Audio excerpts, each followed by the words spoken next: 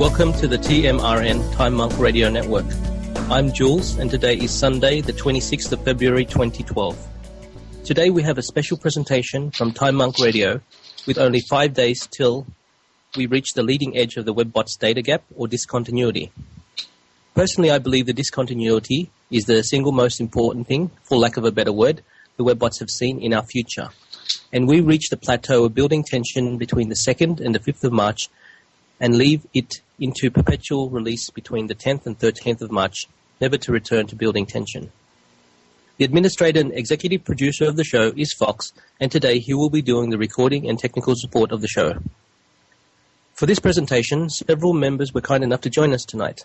Please welcome McLaren, Alton, Lenny, Disaster Cat, Rusy, Uriel, Green Meadow, Herm, Lua, Chipperdog, and Gemini. This interview will be available on TimeMonkRadio.com and our YouTube channel, Time Monk Radio Network. Before we begin, I just wanted to give a few words on the background of this interview. The WebBots forecast words that they believe will appear in the future. The WebBots' working theory is that all humans are psychic and can see, feel, sense the future today. This can happen in many different ways. One way familiar to all of us is through instinct. Ever had a gut feeling something bad was about to happen, and then 2 minutes later you drop and crack your coffee mug, or you lock yourself out of your house with the keys still inside? People leak these impressions of the future in many ways, from a strange feeling in the pit of their stomachs to the words they choose to use in everyday conversation, either by talking or writing.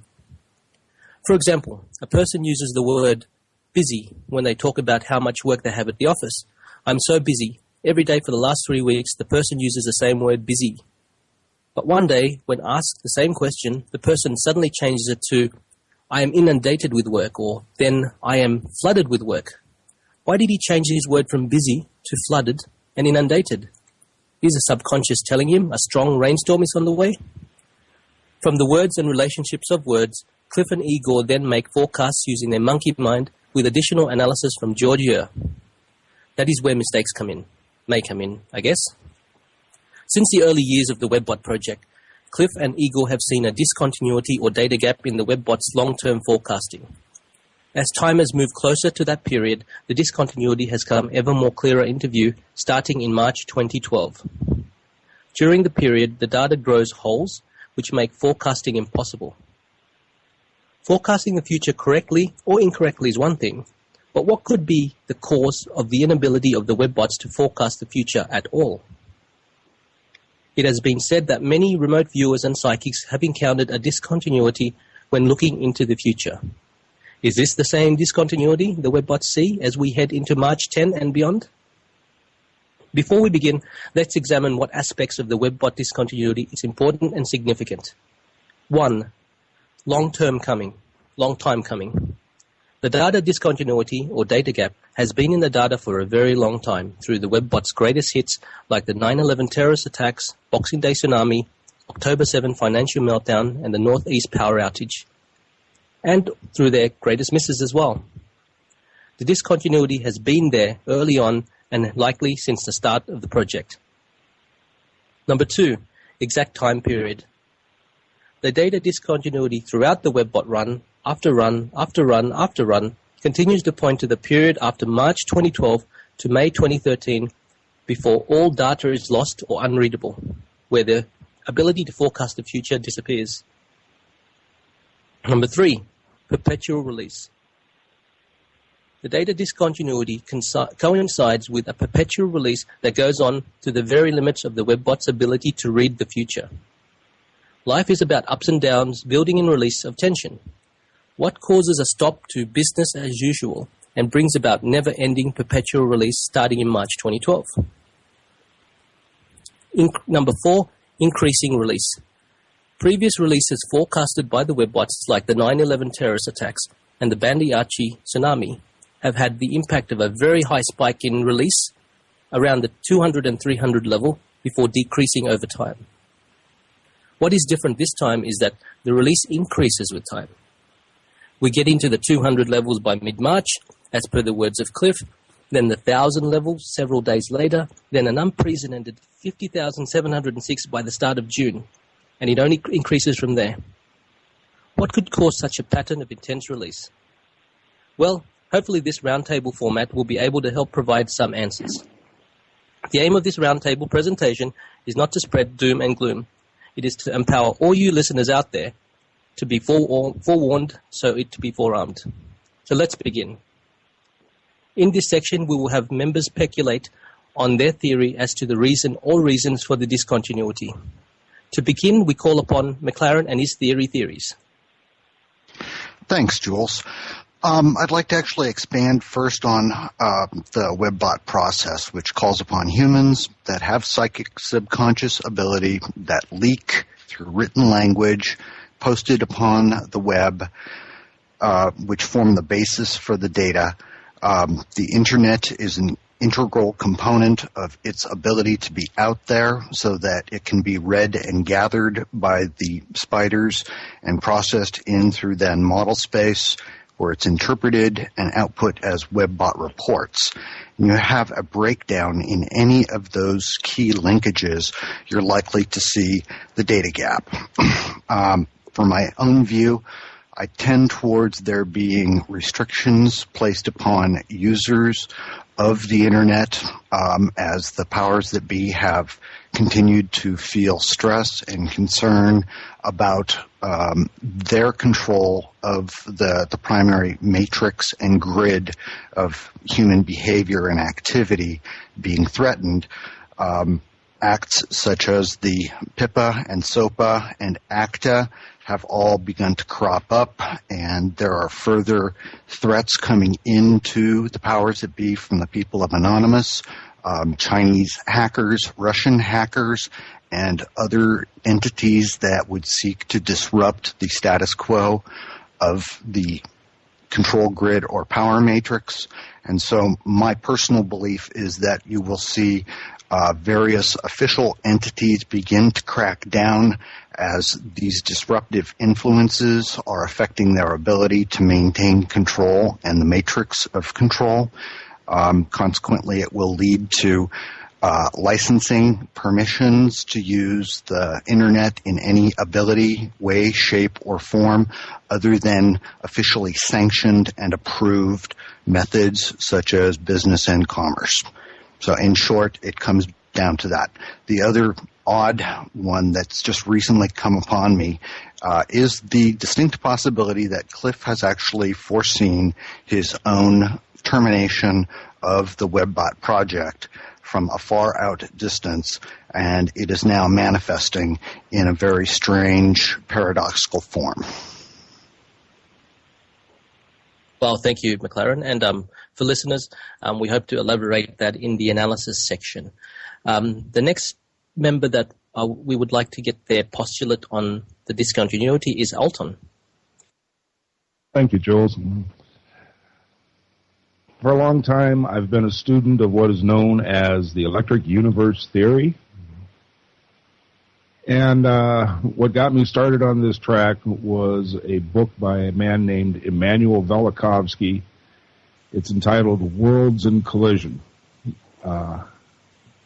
Being well acquainted with the Holy Bible as used in Christianity, there's a section in there that always puzzled me. And that was about the Tower of Babylon and the scattering of languages. In his book, Worlds in Collision, Velikovsky postulated that occurred due to an electrical event, and those people that were around the Babylon area at that time fell victim to that, and in recuperating from it, in regaining their ability to speak, they no longer all had the same language. We see that today in what is known as, or what was previously known as, electroshock therapy. It's now known as electroconvulsive therapy. And it's where they attach electrodes to people who are severely depressed. And by running electricity through their brains, it helps them overcome at least the immediate debilitating effects of that depression. But with further experimentation, as far as levels of charge and things like that, it has been shown that not only is there a loss of the temporary memory, which would be in the temporal lobe of the brain, but there is also, if the charge is enough, a loss of the ability to speak. And that is later recuperated from, but of course their language isn't quite the same. There could be changes in accents, could be a whole new vocabulary that these people will use. Now, in looking ahead at the data gap and looking at other things predicted in the bot reports, there is mention of electrical events in our future. If these electrical events happen on today's Earth with the current existing population, these electrical energies and other energies could be enough to scramble people's brains, and the result of that would be, of course, the data gap, because people wouldn't be able to really operate at what we think of as normal levels, where we have the psychic leakage and other things that the bot reports depend on. And of course, without that psychic leakage, there, would be no data to make reports on for the web bots. And in essence, that's the whole of my idea concerning the data gap. Thank you very much, Alton. The next person on the list for their theory on the data gap or discontinuity is Lua.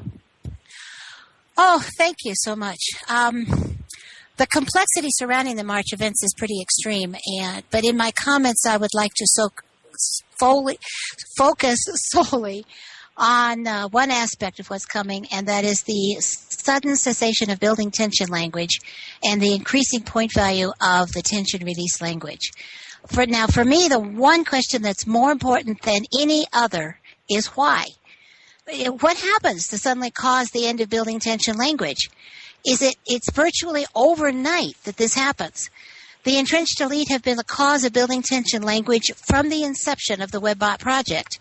And Cliff has managed to correlate every single period of building tension language with spin control done by the entrenched elite through the media that they own. There is only one possible conclusion to be reached about this. For some reason, the entrenched elite either chose not to or cannot exercise spin control on the media that they own. I doubt that this is the choice of the elite, since I cannot imagine any possible reason for them to choose not to exercise spin control when they still have the power to do so. And therefore, I reached the conclusion that on March 10th, the entrenched elite are disempowered in some way from controlling the perceptions of the people of this planet. This is not limited to just a few people. The entrenched elite and their minions comprise a pretty hefty number of people reaching easily into the thousands. They are not just in one country, but are scattered throughout the world, most likely concentrated in Europe and North America, but they're still in numerous countries. They lose this control over the media virtually overnight, but definitely over a period that is not longer than 1 week. So what could possibly affect that many people spread throughout the world in such a short period of time? Even having every military agency in the world suddenly decide to stand up against the powers that be all at once would not result in such a speedy and decisive end to military control. In fact, I don't believe there is a human agency that would have the speed and efficiency needed to start an uprising against them and have everything tidily resolved within a week. My conclusion is, therefore, that whatever is going to happen must have something to do with planetary changes, because it simply has to affect too many people over too widespread an area to be anything human-caused. There are certainly enough predictions in the WebBot literature about terror-related events to make planetary changes a potential contributor during March.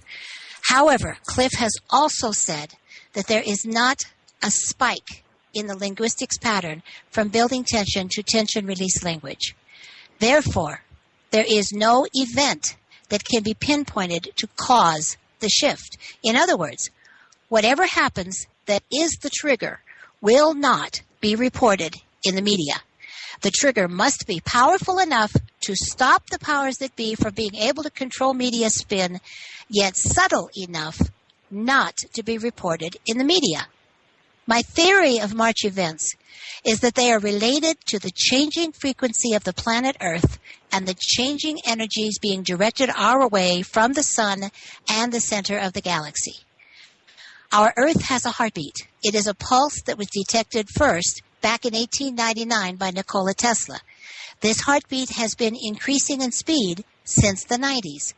Humans are entrained to the pulse of the Earth simply because we are living on its surface. Greg Braden first started talking about the Earth's pulse speeding up back in the 90s. He thinks it will reach what he calls 0 point when it reaches 13 beats per minute.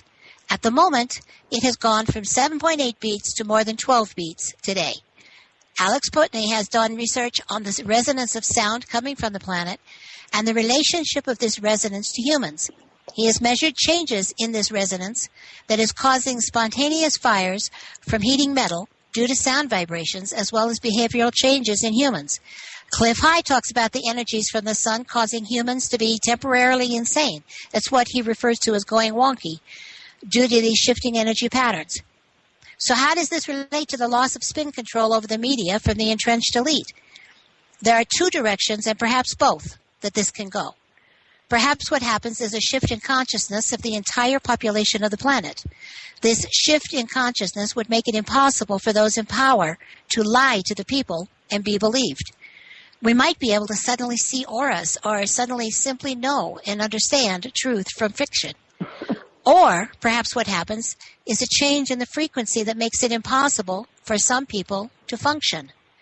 One of the statements being made among those who are studying psychopaths is that all of the entrenched elite are, in fact, psychopathic. The psychopathic brain functions differently from other humans. It isn't a matter of them being mentally ill. It is a different kind of brain function. Is it possible that the changing frequency of the planet and or the energies from the sun could have an effect on the psychopathic brain so profound as to prevent the entrenched powers from continuing their pogrom against the people of this world? Either or both of these trigger effects would be too subtle to hit the media as an event. The causative factor would be unrecognizable by most people, and therefore we would have a building tension period followed by endless release language without media coverage, thereby fulfilling all aspects of this most complex webbot prediction. Thank you. Thank you, Lua. The next theory we'd like to expound upon is from Herm. It took a while to unmute the microphone. Thank you very much, Jules. I guess I'll start. I have two theories, and I think I'll start with the second one first because McLaren actually touched on a few of the major points I was going to make. And so here it goes. I think the beginning of March has several things coming together. One is the increasing tensions in the Middle East, where a war with or against Iran on the part of U.S., U.K., and Israeli forces seems to be pretty much in the cards. When exactly, we do not know. And there's also possibilities of Earth-type events, and that is part of the second theory. But in general, I think that the event, there is an event, and it causes activation of homeland security operations. And, for example, some of the possible triggers for the event would be a blockade of the Strait of Hormuz, resulting in suddenly very, very expensive gasoline, which over time might cause a lot of social unrest, which might be expressed in a violent fashion, and unfortunately, and this would in turn result in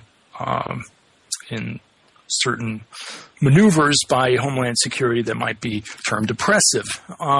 There's also the possibility of either a domestic false flag, or actually a real flag operation, which takes place on U.S. soil, which then activates the emergency apparatus.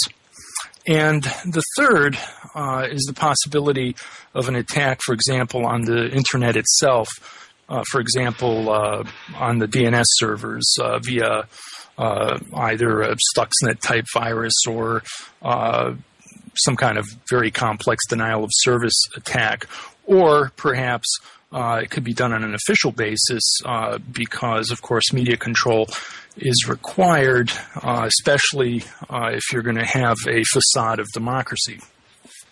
So clearly the control of social unrest requires control of social media and information. So there would be increasing attempts at control of net information, and there would probably at that point be some reaction by groups such as the hackers group Anonymous, which might then engender additional oppression from the authoritarian forces. And at the same time, there would be a pretty, and this I think McLaren touched on as well, there would be a shutting down of both alternative news sites as well as any sites that are deemed to foment social unrest, and of course, one of our favorite sites, Half Past Human, and Cliff and Igor would certainly be on top on the list, I think, because of the work they're doing. And I think were this to happen, I guess this, the only thing that doesn't fit is it may take a little bit of time for that social unrest to develop, whereas the Cliff's report suggests that it seems to be a kind of a more sudden thing, and then the release language goes on from there. I can't quite explain that. The second theory is that we are hit by a very large coronal mass ejection from the sun. And interestingly, I was going through Theodore Landscheidt's work. He is someone who actually figured out why solar cycles are 11.5 years, and it has to do with how the larger planets, Jupiter, Saturn, Uranus, affect the center of mass of our solar system. And apparently when the center of mass of our solar system approaches, which is sometimes outside the sun, believe it or not, and sometimes inside the sun because some of the heavier planets are relatively far away. But when it approaches the sun at a very shallow angle, approaches the surface of the sun, it causes instability. So I ran the numbers from a file that has both the torque and angular momentum, and it turns out that the numbers for the angular momentum, torque, and angle are very, very similar to on March 8th to September 29th, 1859, which was the time of the Carrington event. That was just blind luck. Now, I have not been able to go through the whole series to see how many times this phenomenon occurred, and there were no solar flares. So I'm not sure. But certainly a large flare, whether or not it causes an EMP, an electromagnetic pulse, not all solar flares can do that, unlike, for example, a nuclear weapon causing an EMP. Nevertheless, they can cause a lot of ground currents and a lot of problems. And there would be building tension because we would have plenty of time, somewhere around March 8th or so, if that were to happen. It would be 24 to 48 hours, after which essentially the electrical grid would be shut down. anything from cell phone towers, transformers, etc., would be shut down. And then there's also the minor problem that were this to happen, it's unclear, for example, just to have something to worry about, how, for example, nuclear plants could be shut down without any power and possibly with damaged electronic systems. Such an event, I think, would cause, it would certainly cause an internet shutdown. It would also cause a complete decentralization of power, and it would paradoxically increase the power of people who are self-sufficient and do not rely on electricity. It certainly has the potential of changing our civilization, but it is, I think it's a relatively low risk, but nevertheless possible. And so those are my two contributions. Thank you. Thank you, Herm. The next person we would like to hear their postulate on the discontinuity is Rusy. Hi, everyone. I'd like to start off by quoting Mark Twain.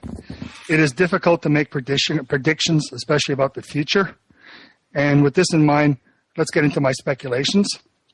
I believe the discontinuity is the result of the commencement of World War III via kinetic attacks on Syria, followed by a full-scale Arab Middle East war against Iran, playing upon the Sunni Shiite divisions. With the start of the attack against Iran, we will see immediate global censorship and or shutdown of internet communications, followed by cell phones and landlines. The only media allowed to broadcast will be the propaganda mainstream media, the blow-dried prostitutes. The elitist script then calls for the internet service to be slowly restored in the form of a Chinese-style internet, with only authorized persons allowed to access via biometric identification. If someone decides to speak freely, they will be immediately targeted and shut down by automated systems. Tech-savvy individuals, however, will communicate via VPNs and disseminate information. Updates will be distributed via pamphlets and street sheets. This will be the trigger for massive worldwide protests, since the blow-dried media will be entirely discredited. In addition, the psychics and ritualists in the pay of the New World Order will continue their psychic battles, trying to block any view of the future except those reflecting the elite's desired outcomes. They will fail, however, against the mass mind of a humanity liberating itself. Initially, it will seem as if the war is going well for the U.S. and NATO, despite crippling losses of ships, aircrafts, and materiel.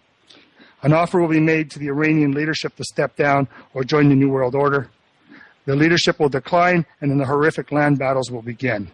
Patriotism among many Americans will be triggered by conditioning until they start to experience privations, higher gas prices, market crashes, and hear the whispers of large losses of American soldiers.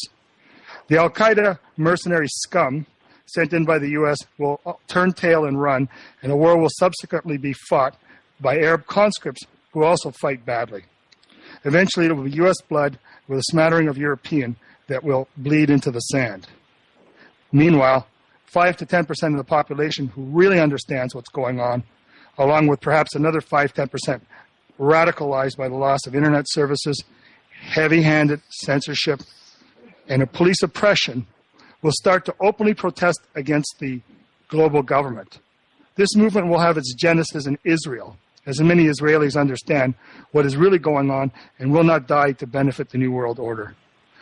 The early protesters will be labeled as terrorists and disappeared into FEMA camps for re-education, with some selected for extermination. Despite vicious and brutal police tactics, the protests will worsen and the economy will collapse further, especially as it becomes evident that friends and family are mysteriously whisked away in the night. Some elites will believe that events are unfolding according to plan, but will be very unpleasantly surprised when it becomes obvious that the wars are causing a shift in consciousness against their machinations as more and more humans turn against the New World Order, especially in the face of severely declining living standards and an omnipresent police state. Then the main global revolutions begin. As for the possibility of the Earth being severely affected by sun activity, I cannot say because I know nothing about the subject worth mentioning. But I will go out on a long limb and say I feel something very special may happen. If a significant majority of humanity manifests unity consciousness, the 100th monkey effect will create a direct mass will that will alter events and could preclude the sun from destroying most of the earth. This may sound crazy, but I am convinced that our collective reality is an appearance to mass mind, and united in mass consciousness, we can manifest a different outcome. And so no matter what happens, I'll continue to meditate and visualize world peace while doing my best in a 5-sense reality to prepare my family for continuation. And namaste and blessings to all of you. Namaste and blessings to you too, Rusty. Thank you for that. The next person about their theories on the discontinuity is Lenny. Hi. Well, Charles Darwin said, it's not the strongest of the species that survive, nor the most intelligent, but the ones most responsive to change. However, I'm left with not knowing what really is going to happen. I don't have a clear idea. And it's pretty difficult to prepare for unknown events. Staying alert to the environment and noticing trends like through the WebBot reports, that's helpful things. And it's prudent to make reasonable preparations for things like CMEs, electrical failure, war, environmental disasters resulting in radiation or terrible diseases, solar-related energies, fires, quakes, tsunamis. And I think that most of the people on the forum have made the best preparations that they can. And I know I certainly have. And it seems pretty hard to prepare for galaxy universe events, like the expanding Earth and the expanding galaxy, or alien action. What happened with that Tower of Babel back in the biblical times? I mean, what would happen if something like that happened and we couldn't understand each other? So I think that those sort of things you can't really prepare for, and so I guess I just choose not to worry about them. In the end, I think that whatever happens, the most important thing is to maintain inner peace and, in the words of Ram Dass, to be here now. That's what I have to say. Thank you very much, Lenny. The next person we would like to hear their postulate on the discontinuity is Disaster Cat. Thank you, Jules. Well, I've been looking at it from a slightly different perspective. My husband and I read runes, and he reads runes, and I read cards and some runes. And we've been looking at what possibly this could be. I mean, I have a lot of ideas in my head, but I thought we might try to use the cards and the runes to get some sort of other sort of prognostication, since the webbots go on the theory that all humans are psychic, and that's ultimately where this information is coming from. So we're just looking at it in a slightly different way. And it's very interesting because first we looked both at March and also in some private readings, we looked at March going into the summer, because the idea being that this discontinuity or probably goes into the data gap, which goes on for many months and just continues to be this release language. And what we got when we just read for March and just read for events is we got very similar to what some people here are seeing. We got runes and cards for war. We got something that indicated like the age of the fatherland or the age of dictators, this whole meme of possibly sort of fascistic governments and control being possible. And in the reading we did specifically for March, we had this combination of war and economics somehow mixed together with the rune Tyr, which was often the rune of combat and deciding a legal case by combat or war. And so, we had this and we thought, okay, so this is probably it.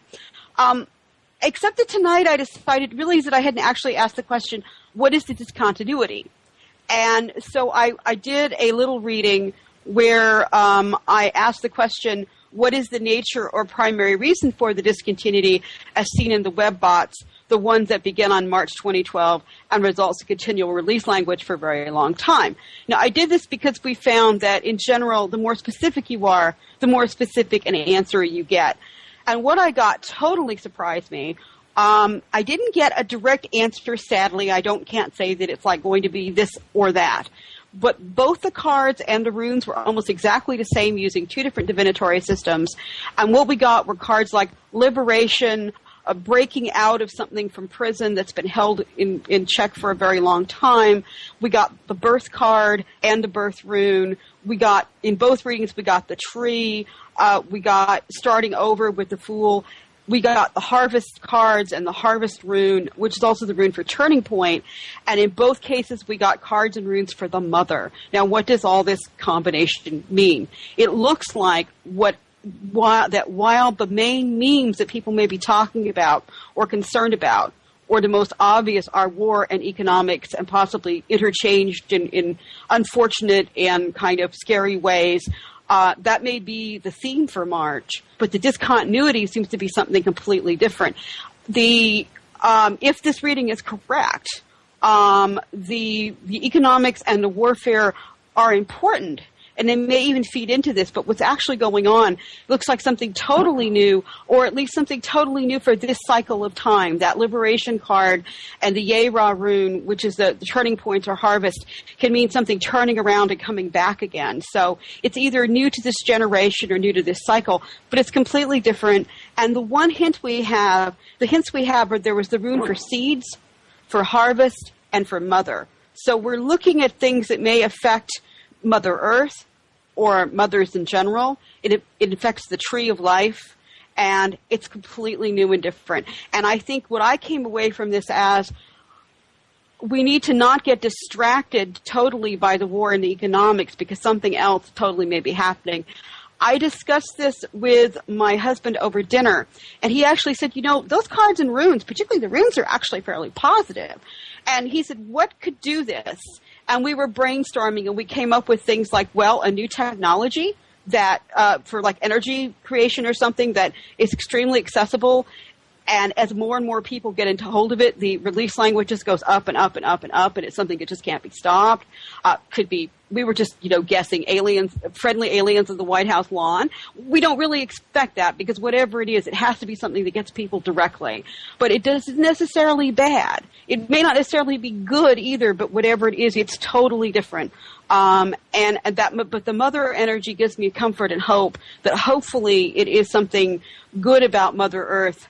Because the other thing that comes up is because you do have the seeds and you do have the harvest, it's something that could affect food and food supply and things. And the thing about these sorts of readings is it could be all of them. But the major thing to remember is, don't get your eyes stuck on just what's happening in the news or the scary stuff, because something else totally different may be going on. I wish I had more information, but that's what I've got at this time. And so back over to you, Jules. Thank you, Disaster Cat. The next person we'd like to hear their point of view on the discontinuity would be Uriel. Thanks, Jules. Hello, everyone. As forum members know from the very beginning of discussion about the data loss, I have held to the idea that it is caused by the death of nearly all humans on the planet. The causes of this are likely to be many. I'm inclined to believe the powers that be will be successful in starting war with Iran, possibly beginning in Syria, perhaps as part of their attempt to distract people from the economic collapse that seems imminent. But I do think these fairly predictable events will be but the beginning of what humanity faces in the next roughly 18 months. Cliff has brought up the possibility of 3 major hits from the sun during this time period, March and November of this year, and May of 2013. Whether this is accurate seems less important than the fact that we are likely to be subject to major output from the sun that is going to affect humanity in seriously bad ways. Some think this may be on the level of the famous Carrington event in the damage that is done, while others see total annihilation of life. I can't support the latter scenario, but I can imagine the end of modern electric technology. It has been said that the elite are planning to go underground during these sunstorms, but I think that is the wrong approach. I personally tend to not only stay above ground, but to greet the sun every day as the giver of life on Earth. I think that only by staying in tune with the sun can we survive what it is doing and use its energy to effect the changes that must come about in us. In addition to these events, I do think there's a good chance we will experience a shifting of the crust. I've studied several authors, particularly Edgar Casey, on this subject. Casey's readings suggest that the crust does not shift every time we come to the end of this approximately 12 to 13,000 year cycle, but only does so when it is needed. This would seem to indicate that either the collective unconscious of humanity or some outside agency decides when it is necessary for the crust to shift and destroy the existing civilization and begin a new era of development. I feel the pivot points from this crust are likely to be in Indonesia and northern part of South America. This would put the new geographic North Pole in Russia with most of Europe covered with ice, while the U.S. would be more tropical. In around all of these events, I expect we can see things that are called black swan events, things that are totally unforeseen and unpredictable. The crust shift might fall into this category, but it's more likely that what might cause a crust shift is in this category. In the same way, whatever the sun does might be something totally unexpected because it's something we've never seen before. Despite all of this, I am optimistic about the future of humanity. Even though I think it's likely that 99% or more of humanity will die in the next year or so, I think this is necessary for humanity to evolve to a higher form of civilization. Robert Felix, in his book Magnetic Reversals and Evolutionary Leaps, points out that following mass extinctions, and we are in the middle of one now, that new species suddenly appear. I think that if humanity is to survive, that it must evolve. I think humanity will go through evolutionary changes that will make it better able to relate to the planet in the same manner. Likewise, we will experience changes in our social structure and how we relate to one another. I think it possible that humans of the future might seem as alien to us as we would seem to the Neanderthals of the past cycle. And so despite my negative view of the immediate future, my long-range vision is that of a vastly changed, happier, and more peaceful humanity. Thank you. Thank you, Uriel. The next person we'd like to hear their postulate on the discontinuity is Green Meadow. Hi, Jules. I guess I've been looking at it. I feel that most people on this forum have been feeling most of their lives that there's this something pending, and that we're finally reaching that something we felt has been pending. And we're trying to figure it out. And I've had conversations with my angels about this. And what came back to me was what's going to happen is something we cannot imagine. So it's a paradigm shift, and it's something we can't imagine. And so I think if we get trapped in looking at, the various movies, Mad Max or whatever, we're going to be getting it wrong. And so in a way, I agree with Lenny, we just kind of have to hang and wait to see what actually is coming and be adaptable. I actually think it's positive. I think we could have had a mass extinction. I think we're at a time when this is a turning point for that. I think Gaia, the planet, is choosing not to do a mass extinction. Another thing, when I was talking to my angels last March, they told me the bad guys lost. And that has made me feel for the last year that, unbeknownst to all of us in our different places on the planet, our love, our positive thinking, our desire to be humane with each other versus inhumane with each other is having an effect. I do think that this paradigm shift is probably energetic, that the way we think and behave with each other is probably going to change. And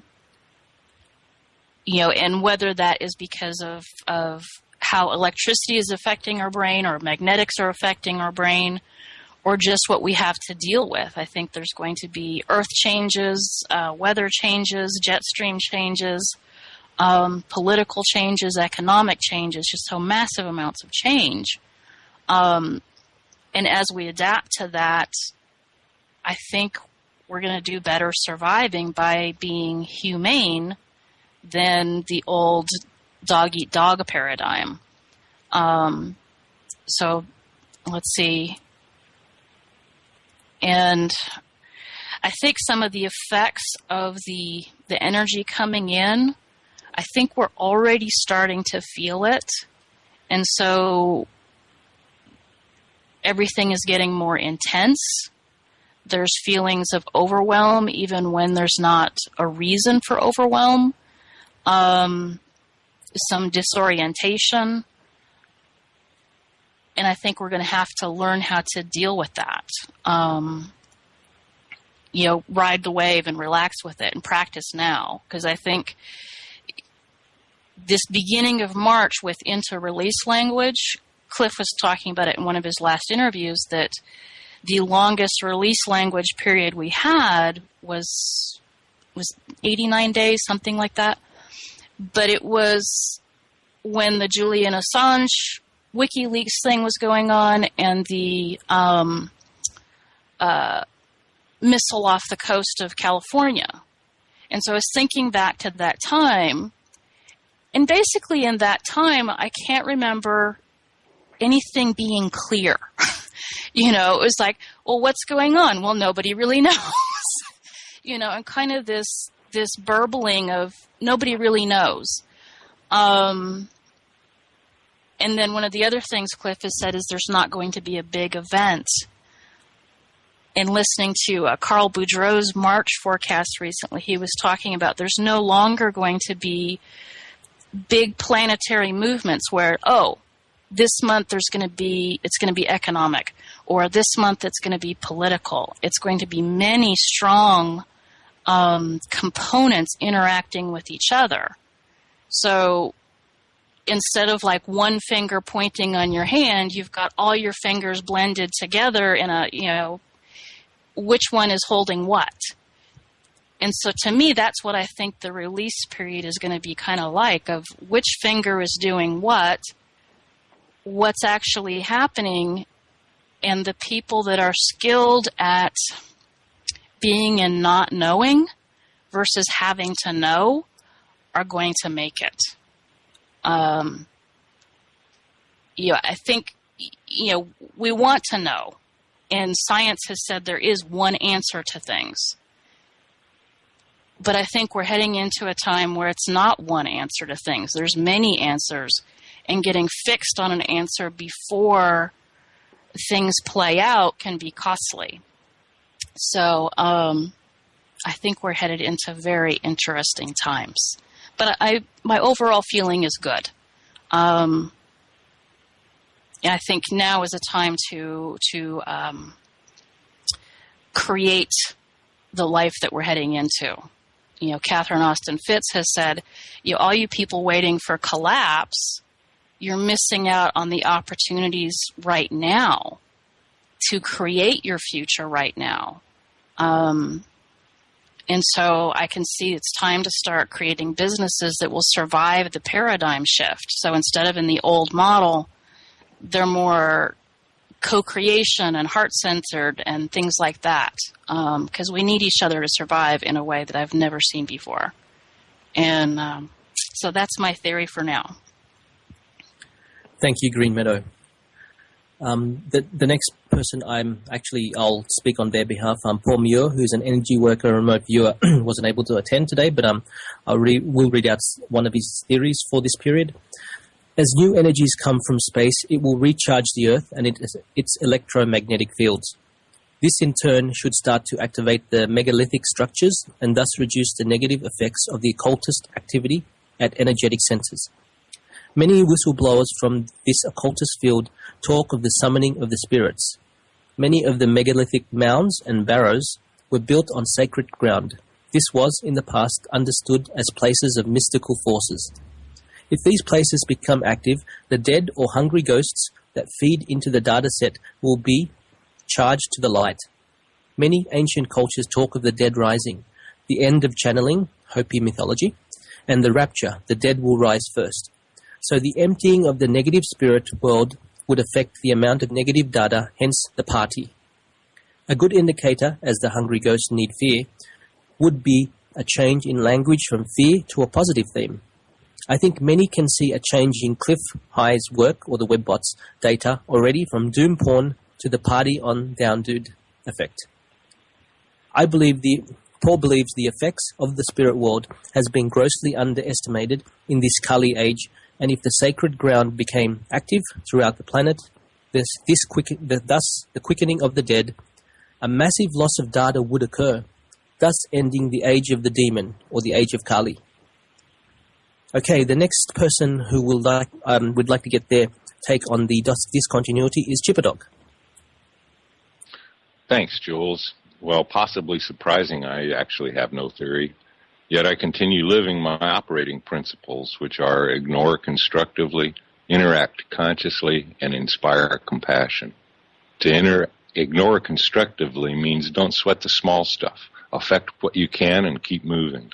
To interact consciously is be aware of who is doing your actions and with who and what you are interacting with and in. Inspire compassion. Bring joy to others if possible and help in what ways can contribute towards that joy. Yet my feelings are discontinuity may be related to sufficient awareness of interconnection amongst a critical number of humans who are strong in their integrity and who together laugh off restrictions and at those who would control others' lives. Coupled with strongly increasing energies from the sun, the galaxy, and who knows where. That together with the strengthening psychic connections that are becoming easier to recognize amongst many people, great changes are going to occur. We have compared the stories of various traditions and have realized they are best approximations of what this world actually is. The frequencies of which we now know make everything, and they're being articulated and understood on a personal level by so many. Critical mass of standing waves are becoming evident and experienced and experimented on by more than just long-studied and practiced psychics, yogis, and seers. Discontinuity and data gap are connected in my mind as the steep increase of release language and its associated behaviors being forecast may lead to that critical point where data and communicating take place between individuals, replacing mechanical and electronic methods. Madness and confusion will take a long time to calm, and we will all need to give what self-control and understanding we possess towards bringing into being the forecasted coming renaissance of humanity. And as part of my contribution towards this renaissance, a poem. Parturition's Waterfall. I sing in rhythms of the falling waters, spreading, seeping into earth, who cries in ecstasy's devotion while in love's motion, weeping, giving birth. These tears of reddened strength live in wholeness, gently holding in a heart from which her re-evolution stands on guard, bringing forth a brand new start. Namaste. Namaste, Chipperdog. The next person would like to get their views on the discontinuity is Gemini. Thank you, Jules. I've been pondering whether the future is different for all of us based on our perceptions, perspectives, and intentions. I can only convey how I feel and what I sense, and those thoughts remain fluid as I grow and learn. I had a vision about 15 years ago where I was shown complete destruction of the earth if we didn't change our ways. That vision and the feelings they evoked have stayed with me for a very long time. I was afraid of that outcome for many years and found it rather confusing and overwhelming. And maybe that is what we are to face, but it no longer frightens me, for what I feel now is acceptance of whatever comes and a rather eager anticipation of moving to a higher consciousness. I feel like an event is moving in, and I've felt the energy of that for years, but I'm not concerned about it being catastrophic. I feel like it's a positive event ultimately. And I'm preparing myself to adjust to what I consider new energies coming in. I don't know if the new energies are coming from the sun, from Gaia, from further awareness and enlightenment on my part, or many waking up, therefore increasing the vibration of humanity. But I just can't live in fear. It's counterintuitive to the reality I desire to manifest. However, I wonder if by being aware of the multitude of possible catastrophic events, earth changes, sun changes, financial events, etc., are we manifesting them by simply being aware of them? So I'm finding a balance there of being aware of what's going on around me, but not creating them in my own life. And also wondering if by observing the possibilities that Cliff and other futurists have put forward, are we changing the outcome by simply observing, realizing, and creating the possibilities in our collective minds? And then further, I also wonder about the plausibility of diverging timelines. By living in fear, are we manifesting the event that causes fear? Conversely, by going within and living in balance and harmony, are we manifesting that?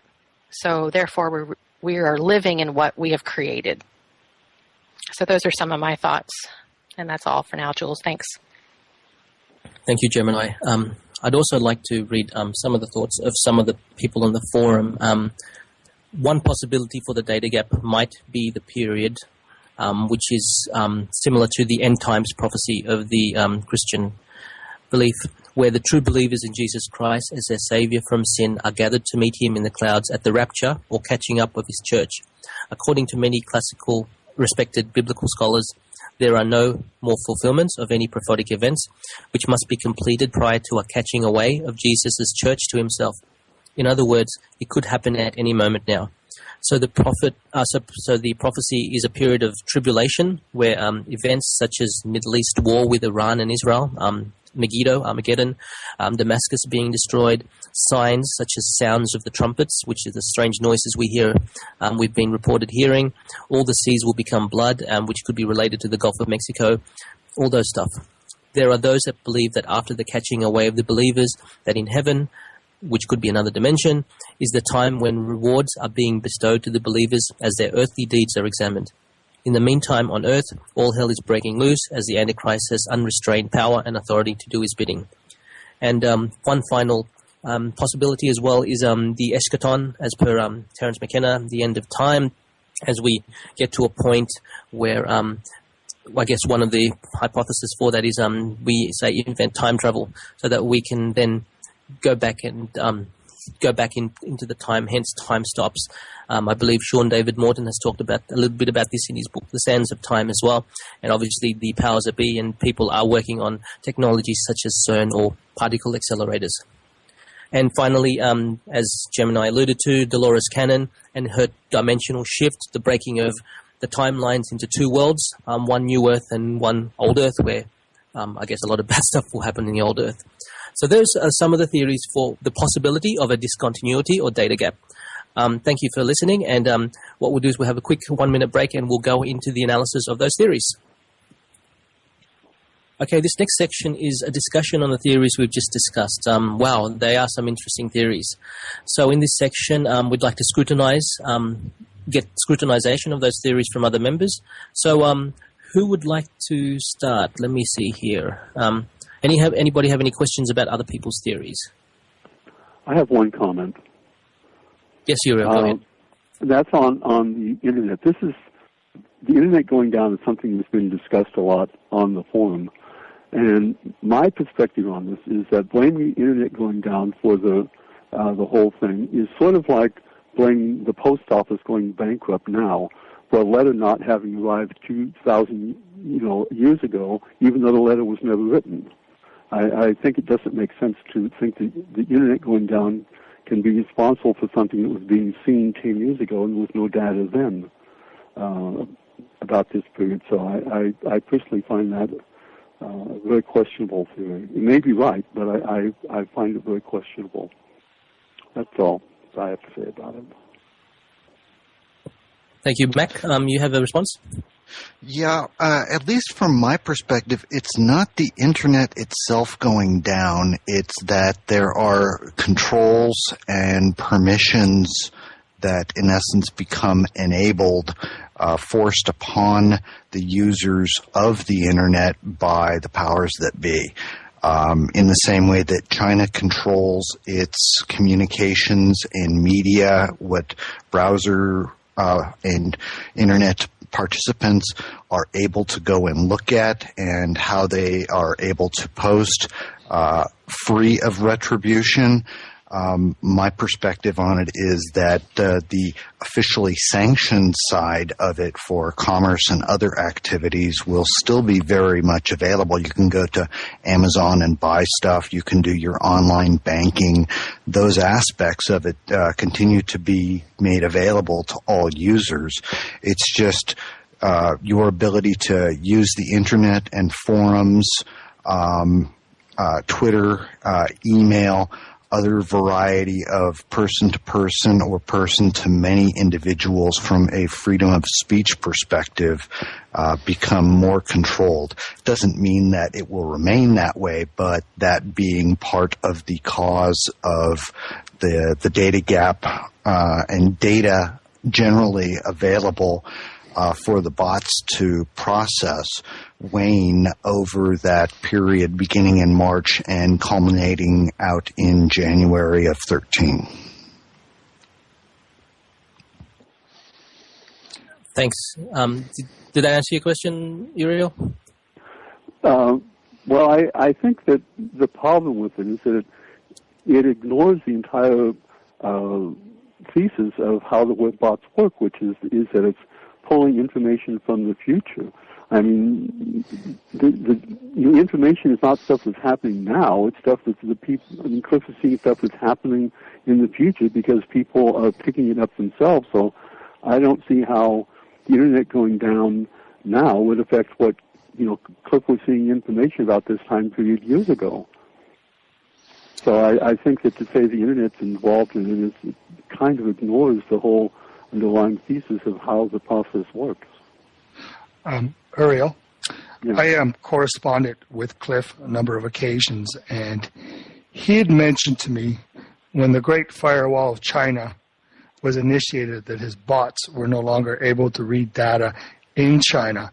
He'd also mentioned that in Australia, when filtering was starting, they were doing some test filtering, that was interfering with his bots. And he'd also mentioned to me that had SOPA, for example, been enacted into law, that there's a good possibility that the bots more or less would have been shut down permanently.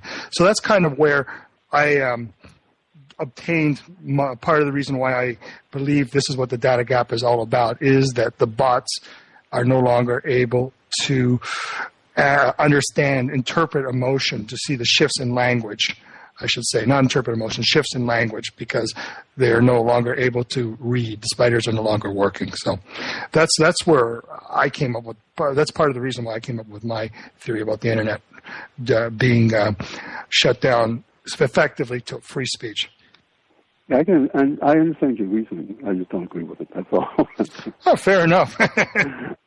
The other thing I'd like to point out to everyone is that I think Uriel can be right in the sense that we should, if the internet was going to go down through, as restrictions, we should know it now. So the only thing I can think of is if the reason why we don't know it now is there's so many things happening that's blocking us from being able to interpret that message coming through. That's maybe something that could be the reason for it. Anyway, we've got Laura here who's got a comment for the team. Well, I'm just wondering how the first of all, I never have understood how people that had language changes and therefore were psychically perceiving the future back in 2003 and 4 and 5 and 6 is supposed to have anything to do with the internet not working in 2012. I've never have figured that out, but I'm wondering, in that was just kind of a side comment on it, how you guys that are talking about the internet going down might be relating that that potential with the FBI's plan to take a third of the DNS service for the United States offline on March 8th. That could be one of the manifestations, but I believe that when a war commences, that the excuse will be used that we're subjected to cyber warfare, that we're under attack, that our infrastructure is vulnerable, so on and so forth, and therefore we must impose these controls. To me, it's just a logical extension, because truth is usually the first casualty in any war. Okay, so you're seeing the internet going down related to the declaration of war. I see that as the beginning of the data gap. I see that as the countries engage in warfare. We saw this, for example, in Iran, where recently they basically shut down their internet for all intents and purposes, and then allowed certain sections, from what I understand, to reemerge. And I think that this is a capability that other countries have built into the systems as well. Now, the internet interprets censorship as damage and routes around it, so there is no perfect way for information to be blocked, but certainly it will make it more challenging. And I also believe, too, that the discontinuity, the data gap, has to do with the fact that interference is happening on more than just the internet level. It's also happening in the media. It's also happening in the pressure that's being put on people to conform. Freedom of speech is being strongly curtailed. And I also believe that there's a psychic element to this as well, that a lot of the black magicians, and that's what I call them, a lot of the psychic energy workers that work for the powers that be, will do their darndest to suppress us, to prevent us from evolving, to keep us in a state of low states of fear and apprehension. And so I see that as another reason why we have this data gap. Thank you. That kind of makes sense. Obviously, as we alluded to at the start, there is a data gap which holds out the data. But then, as Lua pointed to, there's this dramatic jump in release language, and it never goes back to building. So I guess they're separate, but they could be both part of the discontinuity, or they are both part of the discontinuity. Lenny had a question. Yeah, Mac, you had mentioned, when you were talking about the discontinuity, you didn't take into account the possible economic failure. And I know you're really good with that sort of stuff, so I'd like to know what your thoughts are. The economics associated with the internet, it is primarily a channel and venue for commerce. You take away big entities like a Google, but who earn their entire living from a corporate perspective on it. If the economy goes into a spin, it would come down to the individual households to decide where is that they're going to allocate their remaining income. And it could be that internet services are one of those elements that become a lower priority expenditure. So in terms of the internet integrated into the economy, it is very highly integrated with entities such as Google, Amazon, many of the banking functions that occur today. So from that type of integration specifically associated with the data gap, I don't personally see that. For those people that have it as a secondary aspect of how they participate and interact in regard to the economy, it could be an element of how they take things down. But even during times of depressed economic activity in the past, what would people do? They weren't going to go sit in their home and hole up.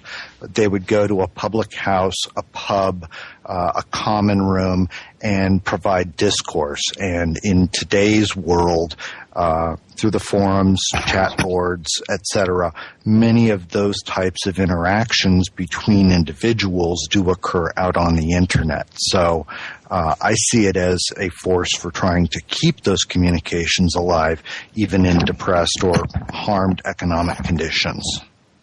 Oh, no, I agree with you there. I just thought maybe you were talking about people buying things, and I was thinking, well, gee, if the mail system's out, if people don't have any extra cash to buy things, they're kind of scrimping and saving. I didn't see a lot of commerce going on through the internet, but sure, in terms of people being in touch and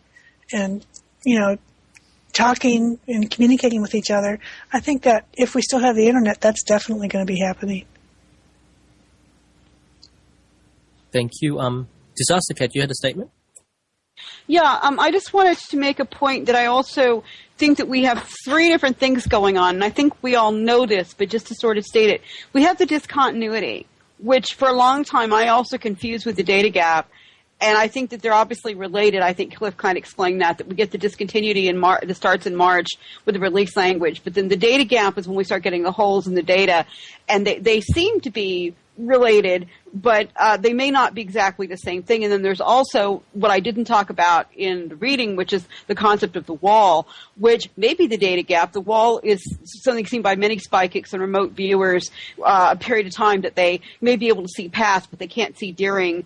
That some people feel is in 2012. I've always just felt it was sometime in the early 21st century, like before 2025 sometime.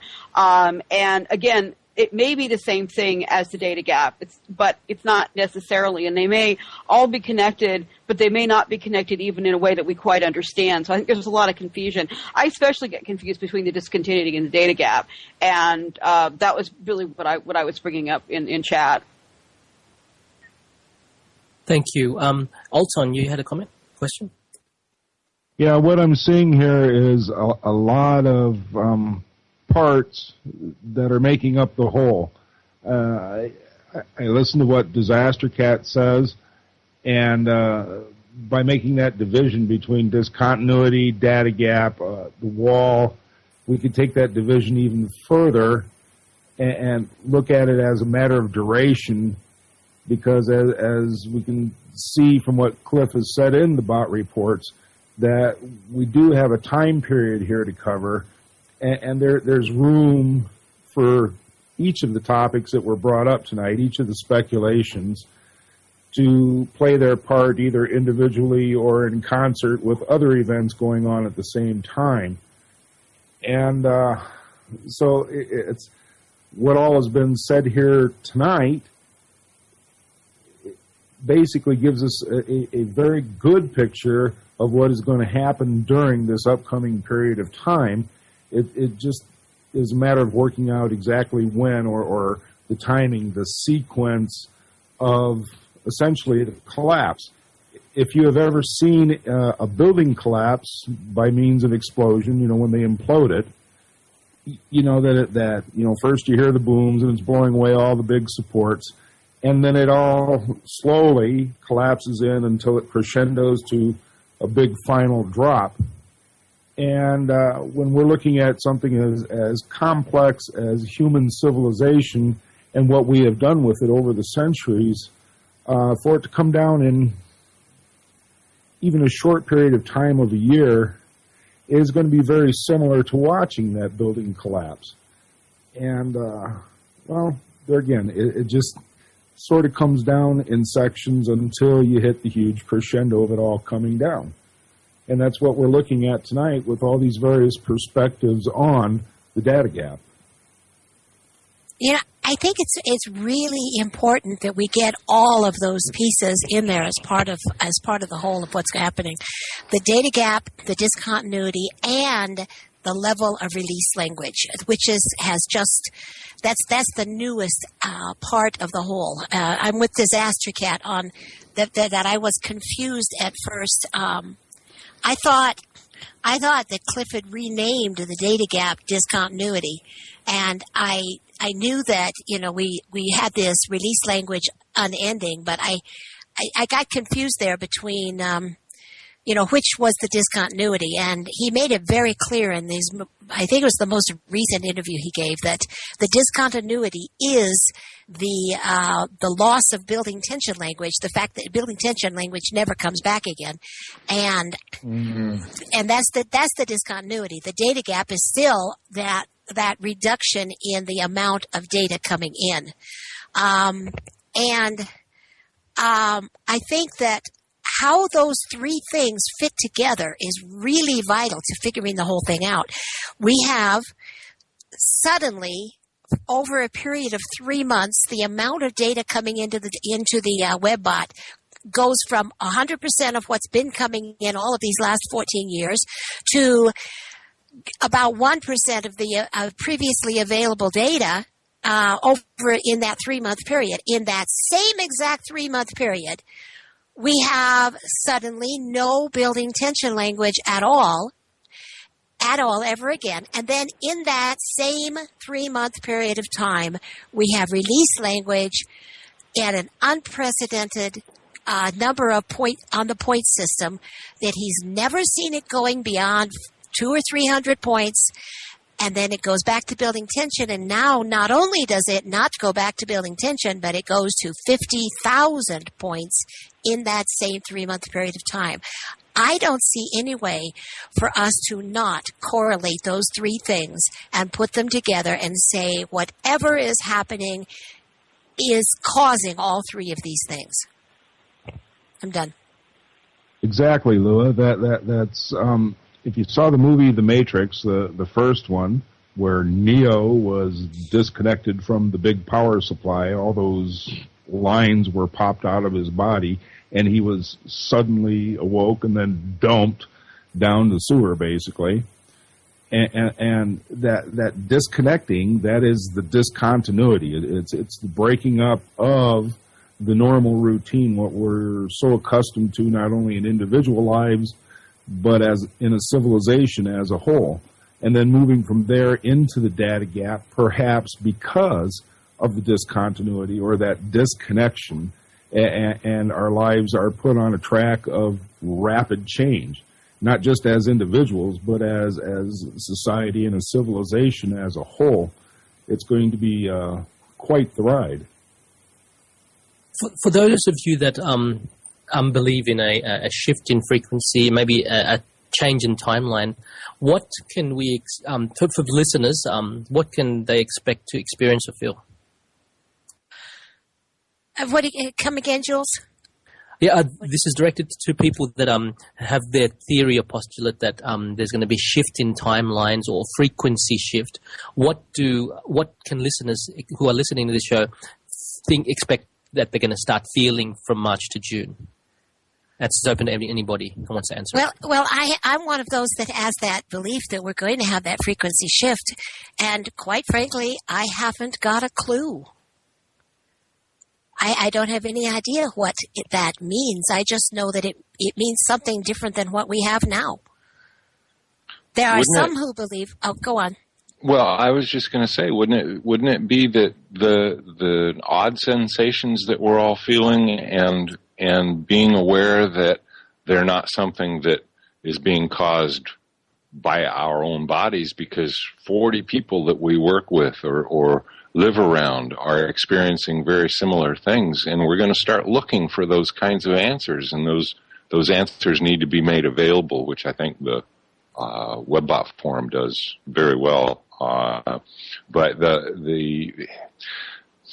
all of the rituals, all of the traditions, all of the understandings that we came to this point with fall down because it's all personalized towards some set of images that may be not quite what's there. I don't know.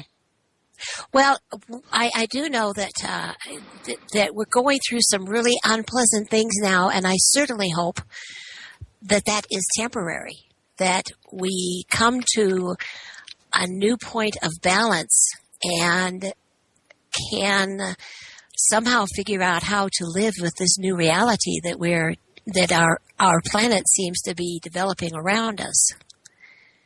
I agree.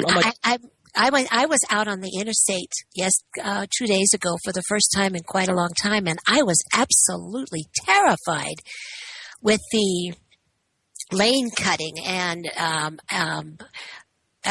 semi-truck drivers that were acting like they were driving sports cars in heavy traffic. And it was such a change from what I used to experience out there, that because I haven't been doing it every day, so I wasn't used to it. But it was absolutely terrifying. Maybe it's time to all establish a personal boundary of protection. And there's probably many hours of conversation that could be going on with that. But, it's all a process. Today we do 4, tomorrow we do 6. I don't know. Rusky, you had a comment? Yes, I do, actually. What I've noticed in the last few years is just how many people have started to develop an awareness of the control structures that have been built around us. Like the movie, for example, The Matrix, when it first came out in 1999, there were a lot of people that really didn't have any idea what it really was, other than a cool action flick with some great effects. But what I find interesting now is that when I talk to people and say, hey, you know about the Fed, there's actually some people that have a clue about it. When I go on forums, and I just go on mainstream media forums sometimes and read the comments, I'm surprised how many people are actually aware of what the control grid is, what's going on, and how it affects them. And I really believe that what is happening is that we're having this mass awakening, that there's an awareness that is building, and I think it'll reach that certain critical mass, that 100th monkey mass, when suddenly everyone gets it and said, the way we're living right now, the people that are running the show are not the people that should be running a show, that humanity can be much greater than us and we can be much better than that. So I really think that has a lot to do with the discontinuity. I also think that has a lot to do with the release language, in the sense that people are waking up and saying, oh my God, everything I was taught, everything I learned, all the brainwashing conditioning in school, it was all baloney. And here I am, and what do I do now, and how do I come to terms with this reality? I mean, I find the analogy from The Matrix of when, Neo was unplugged, and symbolically he was being birthed, through the tube, and he comes out, and he realizes that, this isn't anything special. I'm not in paradise or anything. I'm just free. I'm now free for once. I now see reality as it really is. My eyes are actually working, and that was quite a shock for him, and I think it'll be a shock for a lot of other people, a real paradigm shift when they realize that the myths that they've been raised, that the things that they've been taught, that it was just all an elaborate control structure to keep them dumbed down and keep them in a low state of vibration. Herm, did you have a quick comment? Sorry, again I had to unmute. Well, I've had this experience over the past couple of weeks of a real change in the quality of my dreaming. And I'd been really upset because over the past 9 months or so, and I've been working on having lucid dreams for 30 years, I just couldn't have any. I mean, it was just the wall was there. I mean, I'd get really close and then it wouldn't happen. And 2 nights in a row, I basically spent all night, I guess, what some people would call out-of-body experience. And of course, I'm not going to go into it. It's very personal. But what I was thinking, perhaps as a signpost, is that people might just notice some changes in their dreaming over the next few days, because I think dreams are a real gateway to dimensions that aren't normally available to us in a normal waking state. So I just thought I'd bring that up, and I don't know, how many folks are obsessive enough to keep dream journals and that kind of stuff, but I think it can be helpful, because when something changes like that, it can be an indicator that there's change ahead. And that's it. Yeah, I'm going to side a lot with Rusy on what he had to say.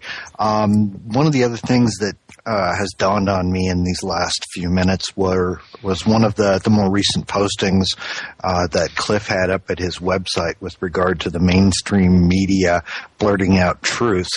And it hasn't necessarily come up in our conversation thus far, but if that event happens, it can be one of those types of catalysts that begin to throw everything else into order.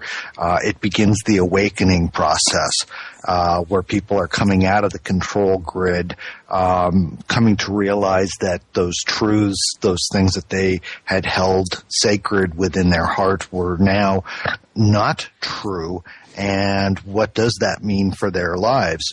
Which can then also lead to the whole of the process of shifting at an ever-increasing rate into release language, provided that release language is, maybe I don't need to listen to the other things that they're saying on the mainstream media, because it is a controlled propaganda statement and spin that is not working in my best interests.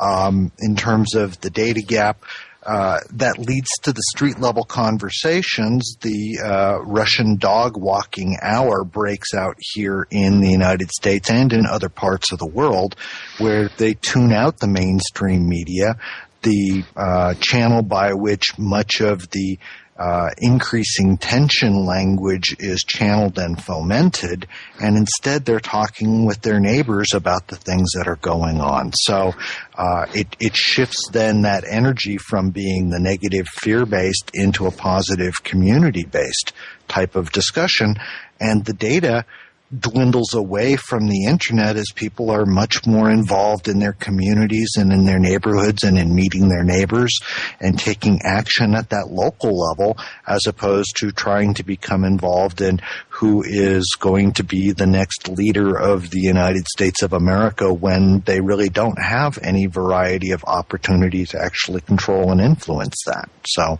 there's a variety of things that do roll in. It is multiple layers, multiple picket fences, as Cliff had once written about, and we're beginning to come to the point of we're right there, and now we're seeing it, and it's got everybody slack-jawed, at least on the internet. Go ahead, Disaster Cat. Yeah, I just wanted to say, partly based on what was just being said a moment ago, one of the things that I think that we can look at, though, are some of the clues that's come up in some of the data and some of the things that Cliff has suggested, because I think sometimes we do need to use our monkey minds, and even if they turn out to be wrong, as long as we don't get so totally connected to that we can't give it up if it proves to be wrong, I think that's really the best thing we can do. And one of the things that I know in my own family that we have done is, because the three things that keep coming up over and over again was this, what we called, my husband actually called it the Great War meme, because he says he feels like it feels like the beginning of World War I. The economic crisis, which is obvious, especially if you're living in Ireland like I am, but also, the rest of the world, particularly the Western world as well.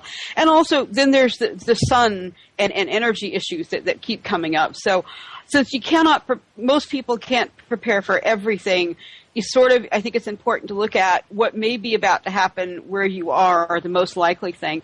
And for most people, what I've looked at is, okay, if there's going to be a possible war, what usually gets rationed during war? What do they tend to be shortages of that I can do something about? I may make a list of like a dream list, and then I immediately scratch off the things that I can't possibly do anything about, because there's just no way I could go out and do my own self-powering system and build a windmill in the backyard. It's not happening. So that's not happening. But what I can do is I can look at flour and sugar and water and things that I can do things about. And this is also helpful if you live in an area with earthquakes or any other thing that's likely to happen. Where we are, there isn't a whole lot of threat from nuclear fallout. There's a little bit, and we do have some contingency plans for that. But it's not as big an issue as, say, we lived in a big city. If we lived closer even, say, to London, we would be looking much more at preparations for that sort of thing.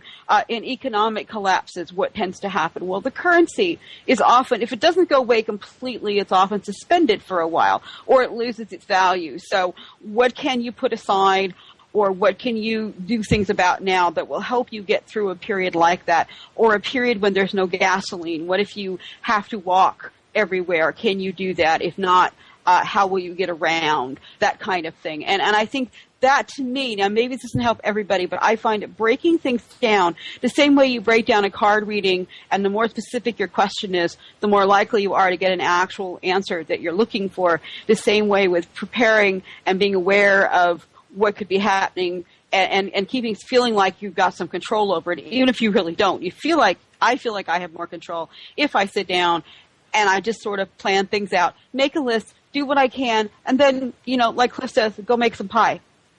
Thanks, Disaster Cat. Just forewarned is forearmed. So as we continue to scrutinize these theories, let's also think about the signs that we should be looking for if these theories are to come true. So in the majority of cases, except for a black swan event, there is always signs. So let's continue with the scrutinies, and let's think about some of the signs that we should look out for.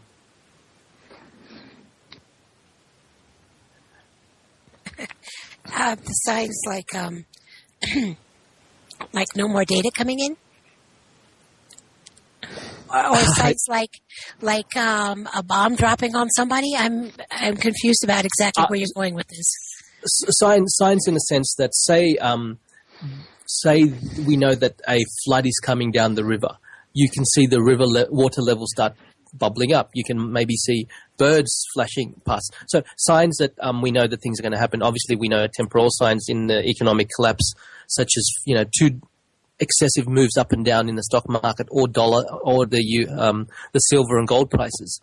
They're typically signs of stress, which could inevitably cause which could lead to an economic collapse later on. So signs that we should be looking out for, so we know that some of your theories is on the way. Well, you can look at space weather and check on the activity of the sun. Presumably, if things come together for a large coronal mass ejection, the magnetogram for the sun should look quite complicated, and that might, it still may not happen. But if that were to be the case, say on March 2nd or 3rd, I'd certainly be a little bit more on the alert for that kind of event. Is that what you meant, Jules? Yes. So could you explain that a little bit? Because for people that are not as familiar, what should we be looking for? Usually on space weather, if you just go to the space weather site, they will tell you what the chance of major flares happens to be. If you click on below where they have the flux levels, if you click on the data set, you can actually bring up the SOHO sun site. And actually, as I think about it, that's more complicated than just going to solarham.com. That's what I would do. Solarham.com. It's a ham radio enthusiast who has a beautiful site on solar weather, which is so important to ham radio enthusiasts. So there you'll see a picture of the sunspots, and then right next to it is this black and white photo of magnetic fields on the solar surface, as determined by the stereo satellites. And in general, the more compact, the more black and white are together, and the more there are in the general area, that usually defines a fairly active area. And there's other ways to look at it too. There's pictures at low wavelengths or X-ray wavelengths. And so, for example, if I were to go on solarham.com on March 2nd, and I saw that there was probably there'd be a comment, gee, there's a huge solar disturbance that we're all waiting for an M or X flare, that would be an indication that, I probably should pay attention over the next couple of days. And the other side of it is if we get through, March 8th through 10, 12, 6, whatever, with the sun sort of going back into a little bit of a mini vacation, then probably the CME for March is not in the cards, so to speak. So, I mean, there should be a buildup of activity prior to an X, a really, really heavy duty X9 flare.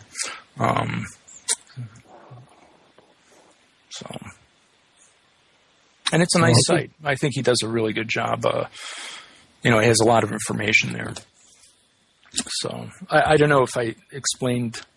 That sounds good. Herm, Alton, did you have a comment? Yeah, Herm made a lot of good points. As far as actually what to look for or expect to see, as Cliff had mentioned in the WebBot reports with the poles going walkabout, We would see that in the southern hemisphere, which is something that we're seeing now with, last one was a whirlpool off of South Africa, right in the middle of the Atlantic Ocean. And I would expect, as we've seen from history, with the petroglyphs by various civilizations all around the globe, where they would see various, I don't know what to call them, but they were essentially objects in the sky, appearances. It was the function of electricity traveling through plasma, and it presented the basis to humanity for people to envision gods and build religions and things like this, and it ties into the most ancient of human mythology. And I would tend to think that we're going to see some of those again at some level, perhaps not to the same that our ancient ancestors did, but there will be things seen in the sky that mankind hasn't seen for literally thousands of years. I would, I definitely agree with that. I think when you mentioned that nice sort of hurricane-like aurora that happened on the 14th, is that the one you were referring to? I mean, it looked like an aurora cyclone. What was interesting is it was it just appeared. It wasn't predicted, and they still don't know why the magnetic field suddenly went south and opened up a big hole and all the plasma came in. Although when I checked into the magnetic field, I guess some folks are aware that as the Earth's magnetic field is getting weaker, it is easier for the magnetic field, so to speak, coming from the sun to shift the Earth's magnetic field in such a way as to cause a hole where all that plasma comes in. But what was interesting about that little auroral cyclone was that it was not predicted. It just sort of happened, and lo and behold, the magnetic field was so weak it actually was negated by the sun's magnetic field, and a big hole opened up. And we always assuming that this stuff is coming from the sun, but also it's certainly very possible that there are other radiations that we don't even have instruments to measure that are coming from the sun, or perhaps coming from the center of the galaxy, or perhaps there are these, sort of magnetic clouds that have recently been discovered that, perhaps we go through. And I think going through something like that without a protective magnetic field around the Earth was probably would be very interesting for biological life, not to mention machines. So sure does. And also don't forget the with Venus slowing down 6 minutes its orbit within the last 30, 40 years, and clouds apparently getting lower, which is pretty interesting. Yes. I'll pass it on to. Sorry, you have a comment? No, I was going to say, and also the rate of galactic cosmic rays, the really, really, really, really high energy cosmic rays, is increasing, which it does increase during these in cyclical periods. Whether this increase will be more than abnormal is not known, but that has something to do with cloud cover and perhaps all the flooding that Cliff mentions. And I can tell you that Europe is there's something really, I'm sure going on there weather-wise that might be related to the solar phenomenon. So fantastic. Yep. I'd pass it on to McLaren. Yeah, thanks, Jules. SolarHam's a great website. Just to put a plug in for our own Time Monk Radio website, we've brought over many of the images and analysis that is found there, as well as those that are coming from the more traditional solar observation websites. And you can find that on the Solus tab at timemonkradio.com. Some of the other things to be watching for, in my opinion, or ways to prepare would be just do those basic things. I'm sure most of the listeners have already done the basics of putting together a 72 or 108-hour kit, but if you haven't taken the time to put together water and basic food and other essentials for a short time period, minimally of a few days to a week to a couple of weeks, certainly do go about doing that and don't delay or hesitate. I'd also encourage people to look into the alternative media stream and sources. The mainstream media channels are not going to be the ones who will probably give you best heads up about the things that are going on. They're going to be the ones that are shaping your perceptions, as it would be that the influencers and the control matrix of thought want to take things along how they want you to see and perceive things. So if you're a fan of CNBC, shut it off and go read Zero Hedge from a finance perspective. There are similar other voices that look at things from a non-controlled media, and go and seek those out. If you've got friends that are waking up, ask them where they go and what it is that's helped to open their eyes. There's plenty of people that have alternate history perspectives, and can help you to go and find out the truth about the Federal Reserve. And other entities that are the controllers and the shapers of the present control grid from a financial perspective. So I just encourage people to stop doing things as you have been doing them, because it won't necessarily be the place where you'll find out those new things that are coming online. Thank you, McLaren. Thanks, McLaren. Disaster Cat, you had a comment? Yes. I just wanted to suggest, and this follows up very well with the last comment, that when people, if you want to have some idea of what may be coming, it's a good idea to look at historical cycles, especially in terms of current events. History doesn't exactly repeat itself, but it does tend to rhyme. And if you look at things, for example, like if you want to see what it looks like when a first world country collapses, look at what happened to Argentina and how people reacted there. If you want to know about what happens when people play games with currencies, or when they also are trying to impose sanctions on people, you could compare Greece to some degree to what happened in Weimar Germany and with the war reparations after World War I, this sort of thing. It won't be exactly the same, but it can give you a clue for things to look at, like when the currency is devalued, this next thing may also occur, and you can kind of be ready for it. Another thing to look for in terms of historical reading, and this can just be something that you can read and get books from the library and whatnot, but is how people react even to black swan events. And I think the very best book on that is probably Barbara Tuchman's book on the 14th century, because that particular one talks about how when the Black Plague just came out of nowhere, things were already so bad that the book is called A Distant Mirror, and things were already so bad that people thought that God had deserted them because there had been climate change, severe climate change. It had gotten much colder.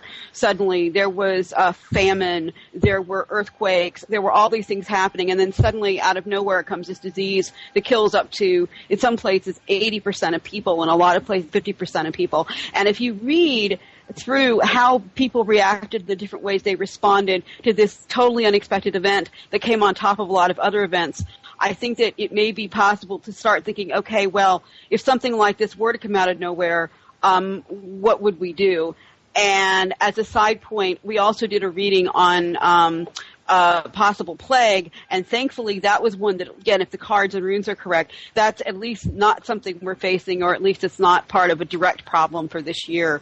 So that was kind of a relief. But in any case, the historical studying of history can help you get some idea of how these cycles repeat for current events, and that was just what I wanted to comment on. In keeping with that, Disaster Cat, I've been on a lot of website forums that talk about one kind of disaster or another, et cetera, and the assumption seems to be there that if there is a major disaster, then there are going to be hordes of people leaving the cities and going out into the country and looking for all of the food on the farms, et cetera, in the countries, and going to be going out prepped for battle, et cetera. And I used to assume that was the case also until there was a massive earthquake in Mexico City years ago, and there were farmers that had food at their farms that left their farms and went into the city to the refugee camps in the cities. And the people from the country were converging on the city immediately following that event. I mean, the epicenter of this earthquake was directly under Mexico City. And yet the people from the country outside of Mexico City were coming into the city. And I began studying it a little bit and historically watching the actions of people that were in major events. And what I learned was that we are very human, social animals, we humans. And when there's a disaster, a problem, people don't want to go away from other people. They want to gather together in groups with other people.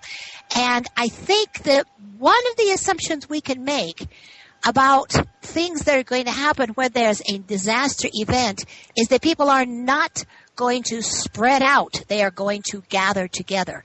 My response to that would be I'd like to gather together with a very small group quite a long ways away from the city. That would be my advice to anybody is to, yes, you do need to be in a small group, but to go in a small group somewhere other than where other people are gathering into large groups. And that just reminded me of that, what you said, Disaster Cat.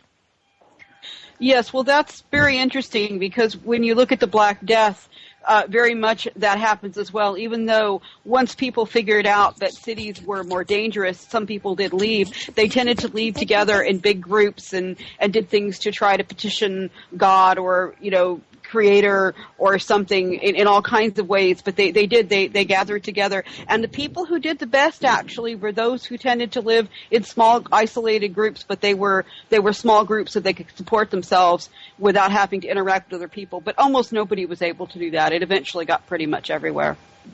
Mm-hmm. Okay. Sorry, Dula, do you have something to say? It was, I'm sorry. It was an additional thing on that, that in terms of watching for the signs of everything of what's going on is, the freezing that's going on in Europe right now, that we still need to be able to, I guess it's expect the unexpected.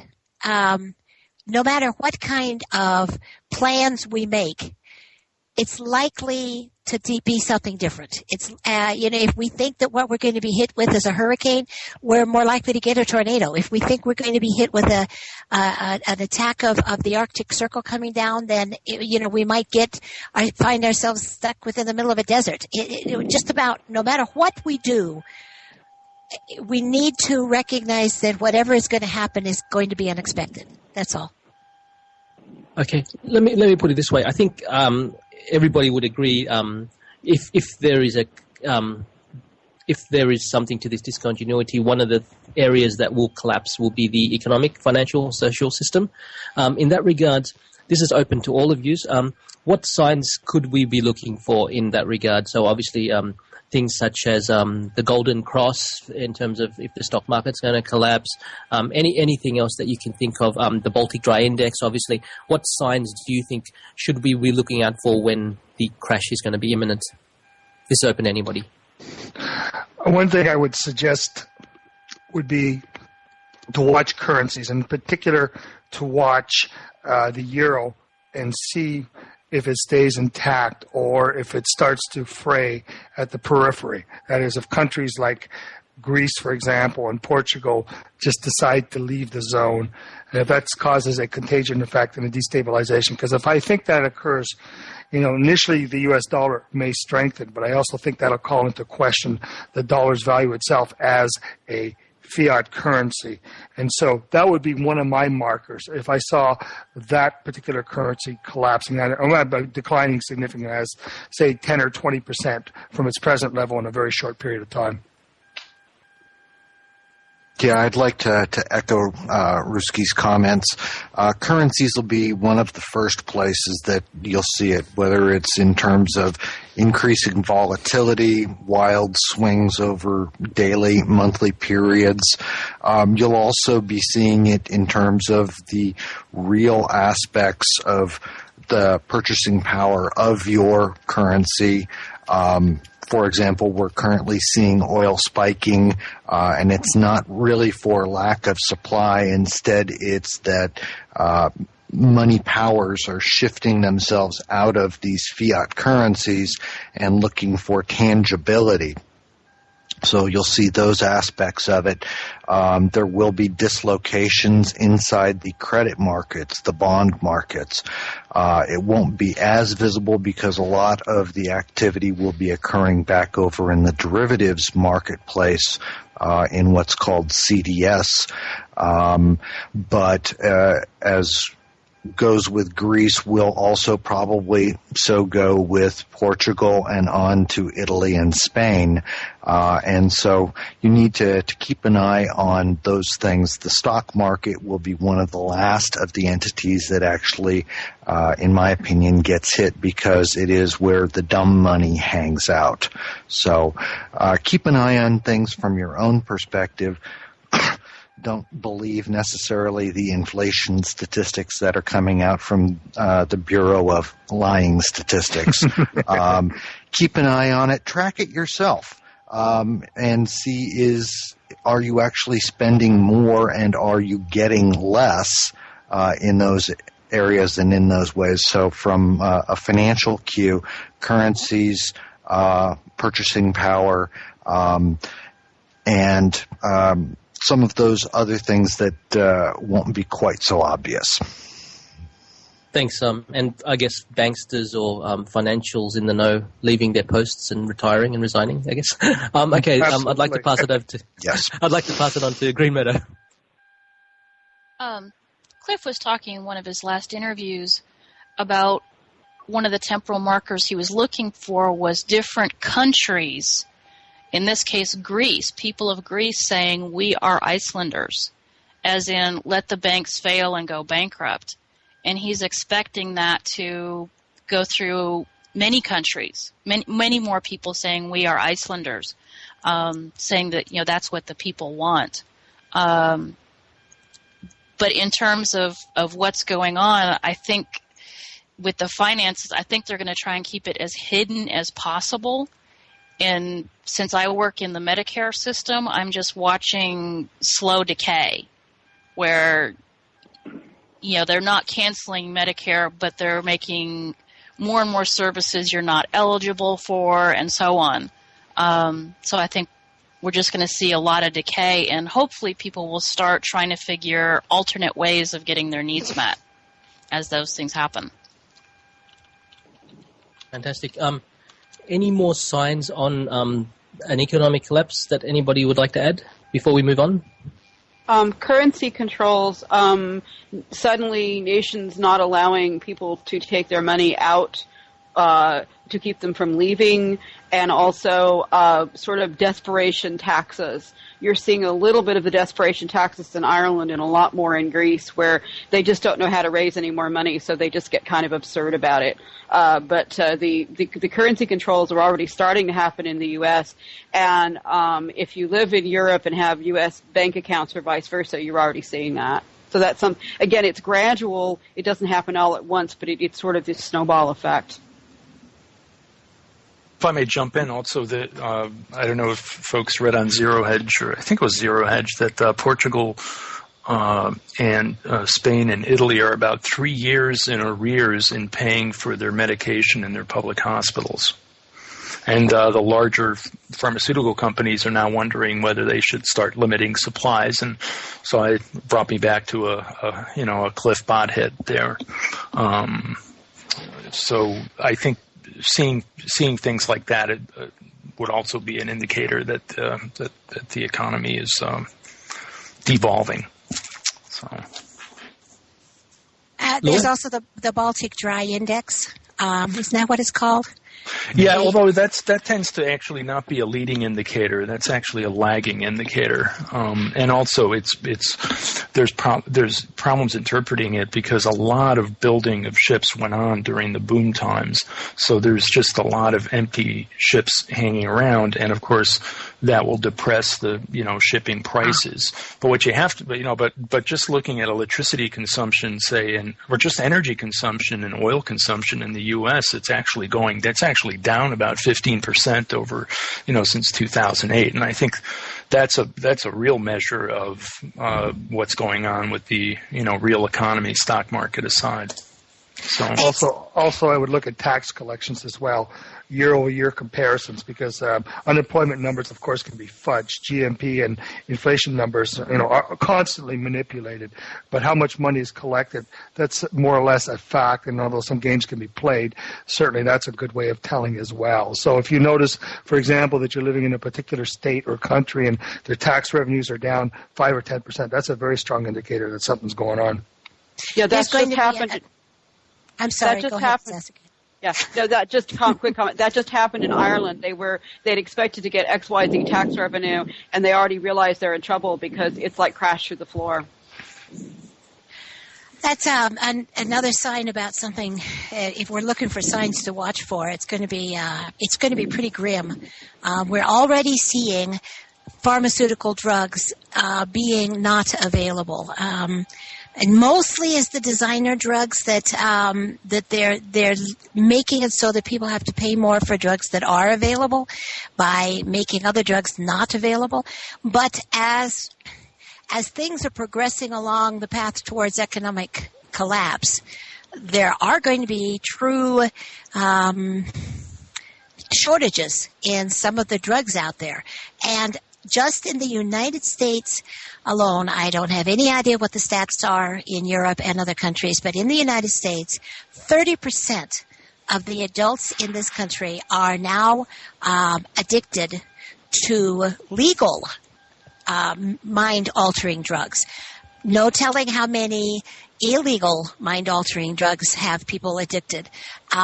When those shortages start rearing their heads in the reality of the people of this country, the most serious and unfortunately common side effects of the sudden withdrawal from many of those psychotropic drugs is either suicide or homicide.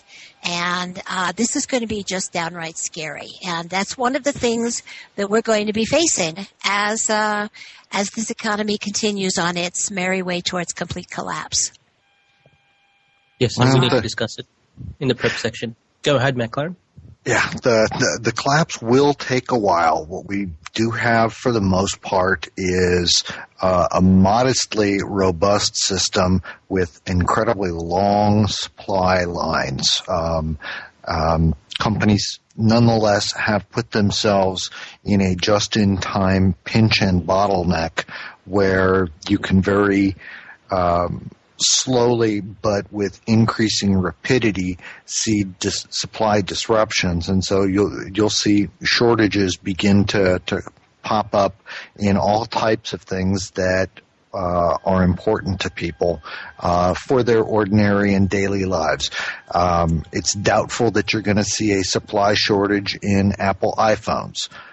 There's going to be plenty of iPads available and Kindles and other things that you don't need, but the things that you do need are going to be the things that are going to be most impacted, whether it's because of the drought in Texas impacting the availability of rice, which hasn't shown up just yet but should be shortly.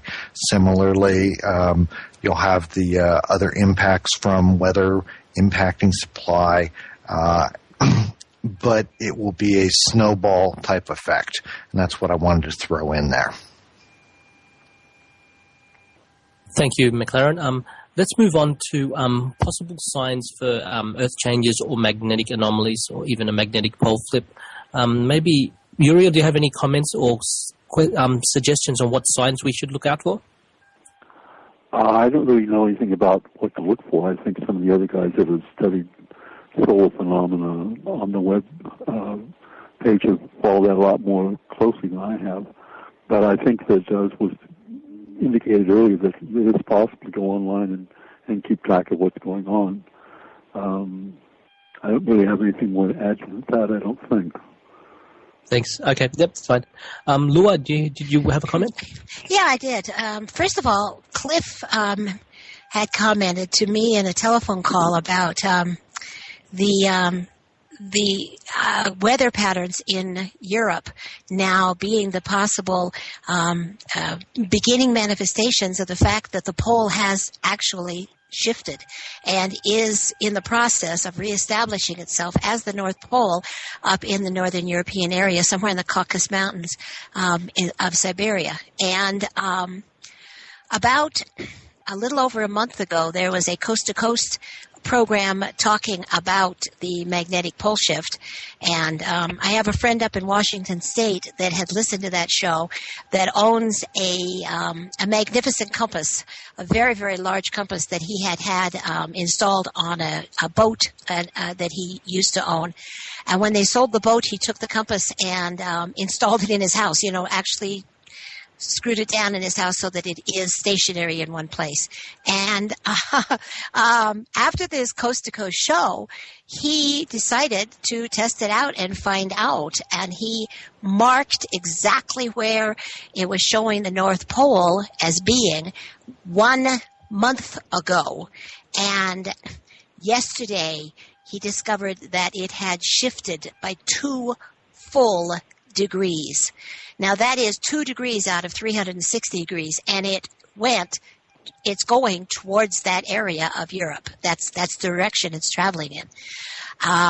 What was really interesting about this is that he is an administrator on a forum of engineers that has something like 5,000 members, and he reported to that forum what had happened, and the total response he got was, that is impossible, therefore your compass is wrong. I mean, the assumption was just made that this is an impossibility, so there must be wrong. The data has to be wrong because it's impossible. And we're fighting that kind of just the total closed mind idea that this is not a possibility of happening, but the proof is right there in front of us. It is happening. It is in process. The North Pole is moving into Siberia. What can we say? It's happening. Wow. Fascinating observations, Lua. Thanks for sharing that. That's actually really interesting. Perhaps what I have to offer is a little bit more prosaic. I live in a tropical country, and I observe birds and bees on a regular basis, just because it's something that I find interesting. And one thing I'm noticing with the birds is that there are certain birds that used to come back to my place all the time, and you can actually tell there are even certain couples of birds, certain types of parrots, and they're no longer returning. And I don't necessarily think it's because they've been captured. I think it's because they're disoriented. That maybe because the magnetic fields are changing, they can't find their way around. And it's also, I think, a phenomenon that's been noticed among bees, where they've had colonies of bees that there seems to be in decline. Not seems to be, they are in decline. And that's happened in places like this as well. And, the talk is that maybe it's a virus or pesticides. But it also might be that the bees are just getting lost and can't find their way back, and they die. And so I think we need to observe nature, need to observe animals. Another set of animals we might want to watch is maybe dolphins and whales, see if a lot of beaching goes on because they're disoriented, because they use magnetic fields to find their way around. So that's all I really have to offer in that area, but certainly something is changing. I've noticed it. Exactly. It's we're seeing the signs already everywhere, all around the globe. Stuff that we would relate to electrical universe, the effects mentioned by Rusy here with the whales beaching and the dolphins and so on. And then all of these are related to some degree to the expanding Earth theory, which there again will also relate to at least segments of pole shifting ideas and things. So yeah, we're seeing this stuff already all over the place, and it's sure to only increase as we progress into the future. Thank you. Green Meadow, did you want to comment on this area? Yeah, Paul Muir talked about that 3,000 years ago we had much stronger magnetics on the planet, and the magnetic field has been declining for 3,000 years. And even Robert Felix talks about changes in magnetic fields being related to ice ages.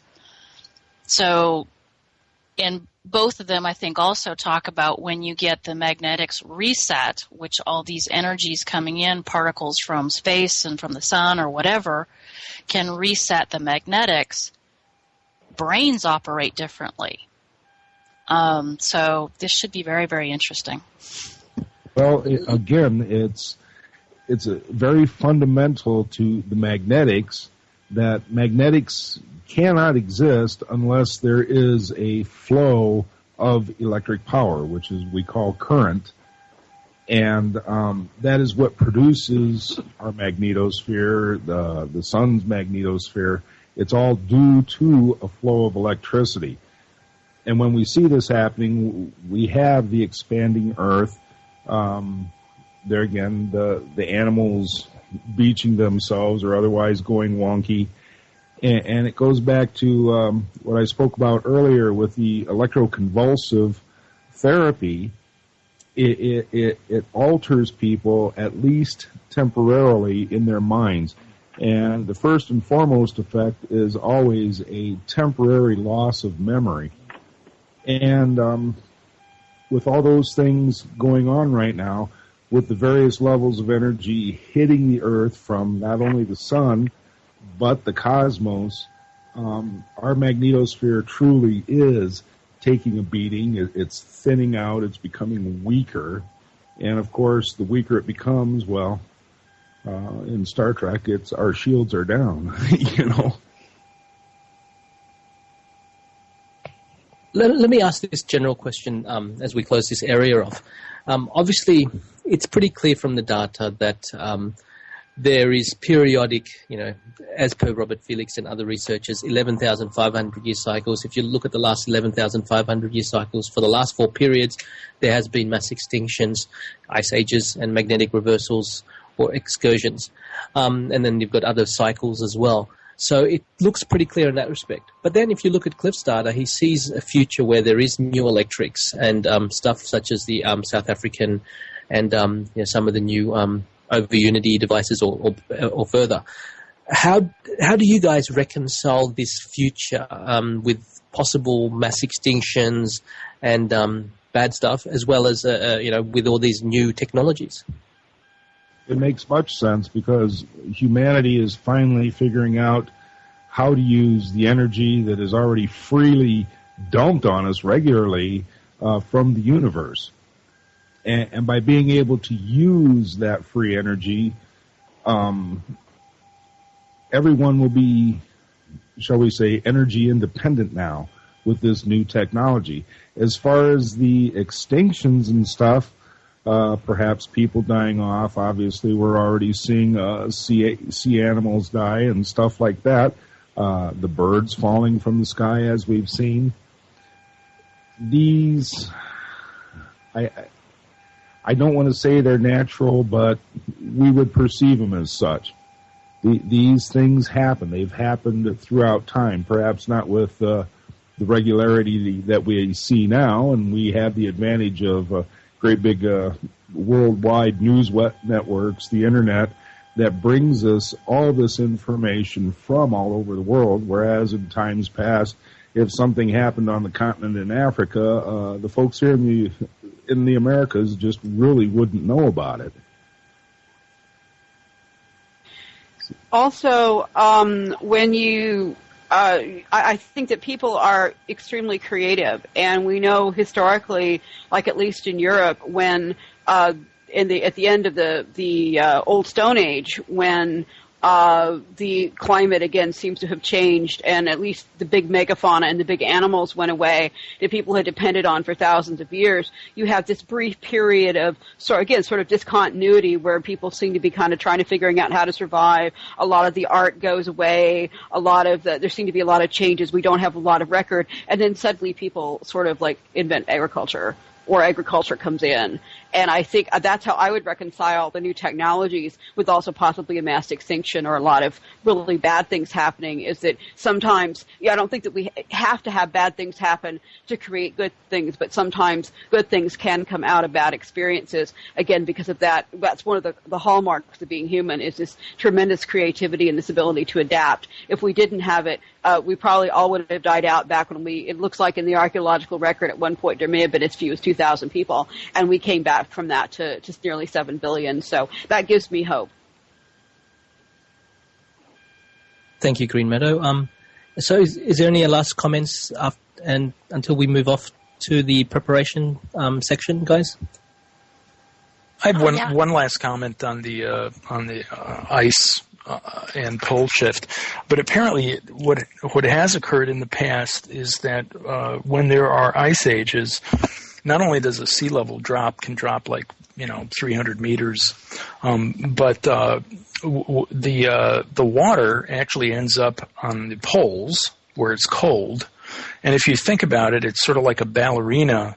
When a ballerina is spinning and pulls in her arms, spins faster. And the Earth is to preserve momentum. If you redistribute a large amount of weight, which is what happens, you also get a faster rotation in the Earth. And of course, one could speculate if we had that much of an ice age, what the effects of that would be. Certainly gravitational effect, perhaps some gravitational effects, but certainly some crustal effects. But I'm not a geologist, geophysicist, so I wouldn't be able to comment on that. So that's it. Laura, you had a comment? Well, it was about in my opening remarks there, where I was talking about the very lack in the WebBot program of any kind of event as a catalyst for moving from building tension into release and then never going back. It seems to me that the very, very lack of that event is critically important. It's like, what's there is more important than what's not there is more important than what we're seeing there. And I just wanted to, open it up and see about if there's anybody that has any other thoughts on that subject, on the idea that we have to somehow slide from this super building tension into release that never ends without the event, without something being reported in the media. And, the concept that I came up with to answer that being the vibrational change in the planet. And we haven't talked about that at all. The planet itself doing something to change the paradigm of humanity that is entrained to that vibration. So I just wanted to open that up and see if anybody has anything to say on it. Nothing other than in the realm of black swan event that I mentioned, something like that. Yes, thank you, Laura. Can you talk about what a black swan event is and what you mean by that, Uriel? It's a term that's used. It's from an old thing, and it used to be said from an Aristotelian argument that there were no black swans, and eventually found out that there were in fact black swans. And so a black swan event is referred to something that's totally unexpected. You think it can't happen, and then it does. And that's why you can't really talk about black swan events, because you don't know what they may be. The example of the plague in Europe is considered a black swan event because it was something that was totally unforeseen and unpredictable, and it happened and it killed, probably at least half the population of Europe when it did. And I think that what you're talking about with the change in the frequency of the planet is that kind of thing. It's something that we have no experience with. We don't know what it would do. We don't know what kind of effect it would have on us. But I think that you may be right that this could be why it's in a sense, non-event in terms of what we could describe to cause this kind of change.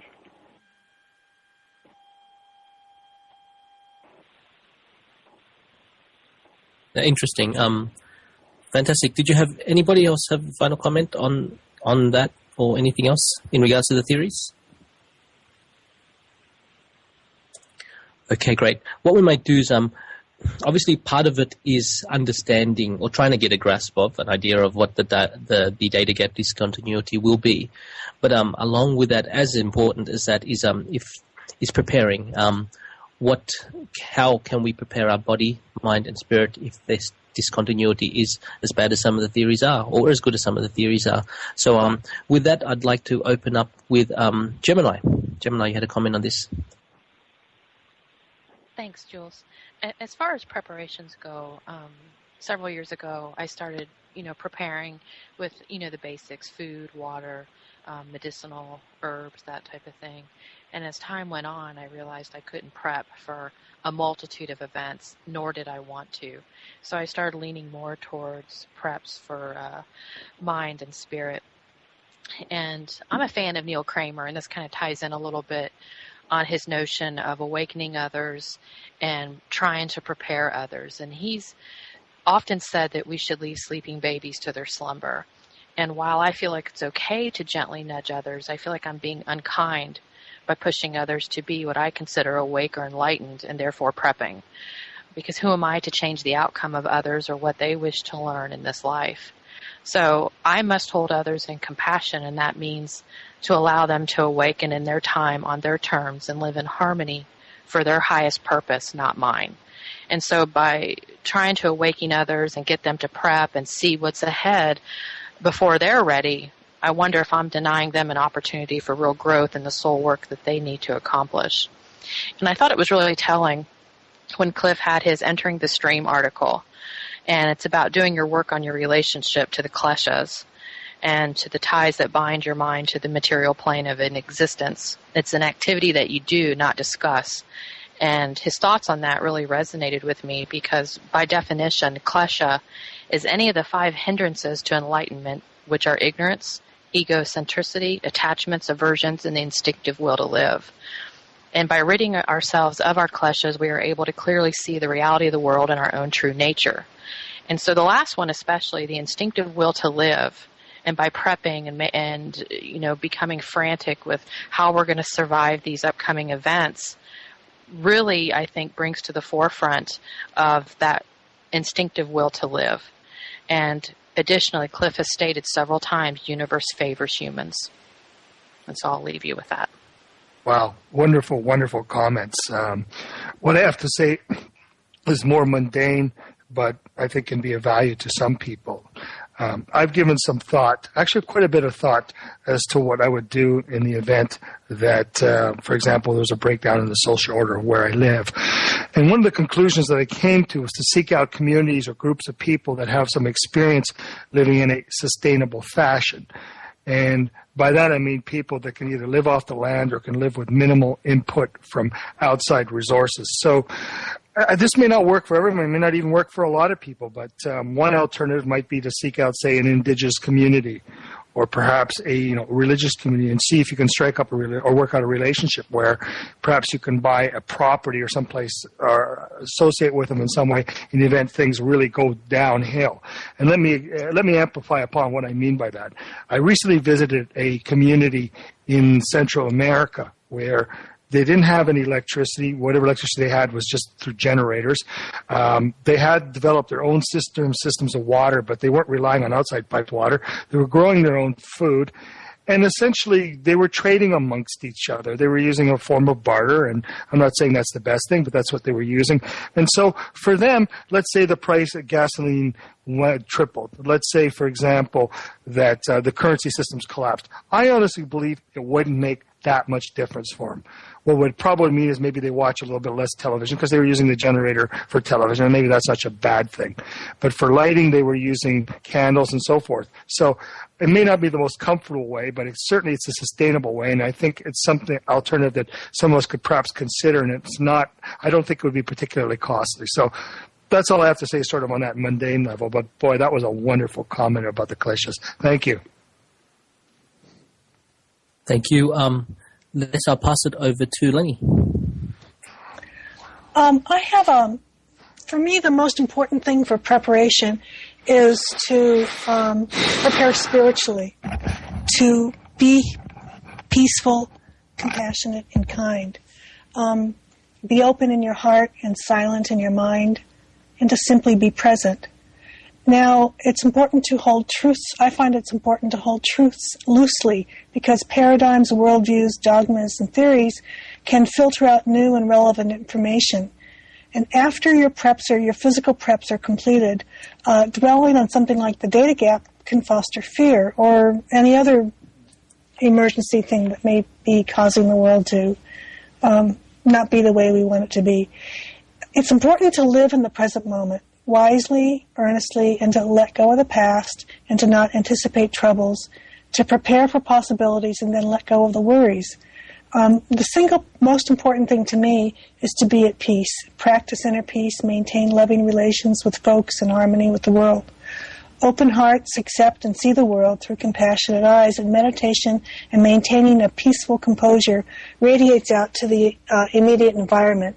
And that reminds me of the many studies that have been done on transcendental meditation that the results report that meditation by groups of people, large enough groups of people, can result in decreased crime and violence, decreased war, fatalities, and decreased terrorism. One of the directors of TM in the United States, Dr. John Hagen, refers to the findings as a field effect of consciousness. He says it's analogous to the way that a magnet creates an invisible field that causes iron filings to organize themselves into an orderly pattern. In a similar manner, these meditation techniques create high levels of coherence in EEG brainwave patterns of individual practitioners and appears to spill over into society.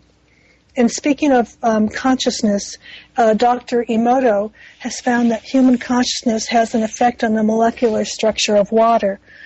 So all in all, I think that it's very important how we keep our inner selves going during times like this. And Lao Tzu says, I have 3 things to teach: simplicity, patience, and compassion. These are 3 of your greatest treasures. And I was asked to share what would be good in a bug-out bag. And I have a list here of things that can go in a bug-out bag. Starts off with some food. Peanut butter, Tang, a week's worth, tuna in a bag, a week's worth, some chicken salad in a bag, multivitamins, a water bladder with tubing made into a bag, a compass, a whistle, a topographical and road map of maybe about 500 miles, a fire starter, striker, strike anywhere matches, an LED flashlight, a Leatherman multi-purpose tool, emergency blanket, vinyl poncho. This should have gone in the food section. Instant coffee and instant oatmeal for about a week to 10 days worth. 20 to 30 tea light candles to be used with a portable warmer. Hand warmers in case it's not warm. Coleman single-person cook set. A silver spoon, socks, undies, change of jeans, 2 extra shirts. A vest that has multiple pockets with zip-out sleeves so that you can leave the vest on and put the sleeves in your sleeping bag. A sleeping bag. Twine and floral wire, a small saw. There's these little wire saws that are really, it just looks like a strip of wire, but they're saws. LED headlamp, mesh dunk bag for putting your utensils in, and you could even use it to fish. And then fish hooks and lines, sewing kit, first aid kit, which I have more on later, wet wipes, soap, washcloths, if you use deodorant, toothpaste, mosquito repellent, betadine, water purification tablets, permanent marker and duct tape for leaving messages along the way, cheap reading glasses, survival radio, battery operated, moist towelettes, feminine supplies, a small tiny bottle of bleach, and garbage bags, about 2 per bag, long cable ties, dust masks, and a mirror, a metal mirror, condoms that can be used as water pouches, and among other things, square meter of silk material for filtering water. And all this should be like about 35 to 40 pounds. It shouldn't be more than that. You might want to keep some family documents in a waterproof portable container. That would be like your insurance policies, a will, contract deeds, stocks and bonds, passports, Social Security cards, immunization records, bank accounts, credit card numbers and stuff, phone numbers, inventory of household goods, important phone numbers, and family records like birth, marriage, death certificates. The first aid kit should have a sterile adhesive bandages in assorted sizes of safety pins, cleansing agent or soap, latex gloves, sunscreen, sterile gauze pads 2-inch and 4-inch size, triangular bandages, non-prescription drugs, sterile roller bandages, a 2-inch and a 3-inch, scissors, tweezers, needle, more towelettes, antiseptic, thermometer, tongue blades, petroleum jelly or other lubricant, and then aspirin or non-aspirin pain reliever, anti-diarrhea medication, antacid, syrup of ipecac for inducing vomiting, laxative, and activated charcoal. Thank you. And I keep activated charcoal with me a lot because you never know if you're going to need it. And that is what is in a bug-out bag, something that a woman can carry. That concludes my bug-out bag. A strong woman, I guess, as well. Pass it to him.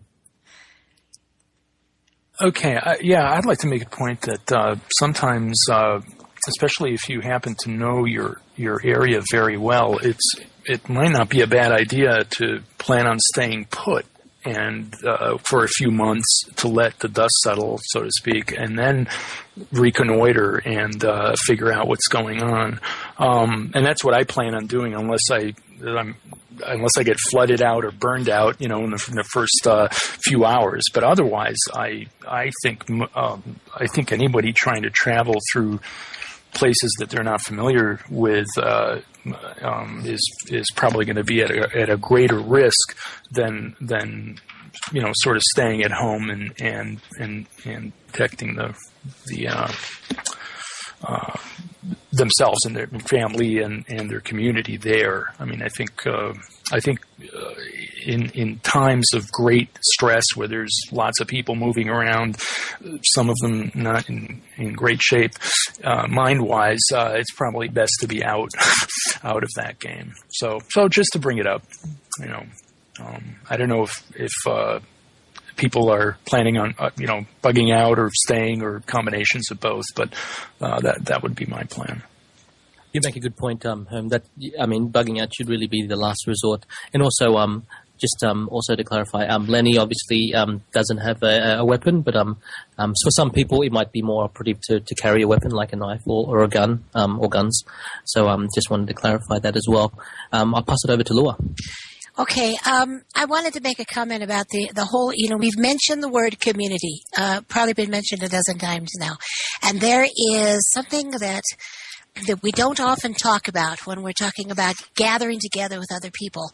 And that is the mark of being human is being compassionate, having compassion for others. And there are a lot of people out there in this world today that are not in tip-top physical condition, might not be able to walk 12, 15, 20 miles a day. There might be some that are handicapped. There are some that are elderly. There are babies. There are all kinds of people out there that if we're going to be cold-blooded and say, what's the best chance that I have for survival, we might tend to say those people would not be good candidates for our community. And I'm making a comment that I believe exactly the opposite. We have someone in our community that is handicapped, and handicapped as a result of surgery. But this person has been aware of the potential of calamity now for 20 years and has been preparing physically for 20 years prior to when handicapped and then following. We have somebody else in our community who has no preparation whatsoever but is strong, healthy, young, focused, energetic, and willing to work hard. Those two people can benefit each other. And that kind of give and take, I think, is critical for us to go through this entire process and come out on the other end feeling like we're people that deserve to be alive. There's two countries, perfect examples to hold up to the planet of the difference between people that show compassion for others versus people that don't. They are Cuba and North Korea. Both of them were 100% dependent on, more like 90% dependent on oil from Russia. And when the Soviet Union collapsed, they lost almost their entire supply of oil. North Korea's response to the loss was to make sure that their military had all the oil they needed, and the people of the country were left to look out for themselves and given whatever was left over. The elderly were treated like they were useless eaters. The parents had to guard their children to prevent them from becoming pork on the marketplace, and I am not exaggerating. It is that despicable. Cuba, the government put everybody on food ration stamps, started taking busloads of people from the city out to the country to work on the farms where they no longer had tractors to grow the food, turned every single square block that was ground into the city into designated community gardens for individuals, started setting up vegetable stands on every street corner in the city that the people that had extra tomatoes could bring to the food stand to sell to somebody else. And they gave, and this is the most critical part, they gave extra food ration stamps to the elderly and to the small children. They took care of their more vulnerable members of their community. And today, Cuba is the example for the world on how to be an effective operating community. And North Korea, the people are still starving. So being compassionate toward those who are not most physically capable is a critical part of our community development. I just wanted to comment there. That goes a little bit with what I was going to say, which is I think one thing that people tend to forget when they're doing preparations is it's very important to look at where you live, especially if you're probably going to have to stay either in your own home or someplace nearby, and look at the traditional way in your area that food was grown, food was preserved, water was attained, this sort of thing, because it can be very, very local, and it can vary a great deal. Things that we can do when we have electricity, for example, in Ireland, drying food with a dehydrator works really well. But if you try doing that without a dehydrator in this wet climate, you'll find that, well, yes, you can do it in a fireplace, but you have to, or a smokehouse, but it's a little bit trickier. You can't just put it outside. Whereas if you live in Arizona, or Colorado, things dry very, very quickly. Your problem there may be water. And another example, like we've been looking as the climate, as the winters here have gotten colder, I've gone in and looked at what did people do in the 18th century in Ireland in the winter, and how did they warm themselves, how did they take care of themselves. And if you live in North America, you can look at both what people did on the frontier and what traditional First Nations people did as well in your area, because this is going to give you a tried and never mind. This will give you a very good pattern as to what has worked in the past and may help you survive later. So I think thinking local and studying local is a very good idea.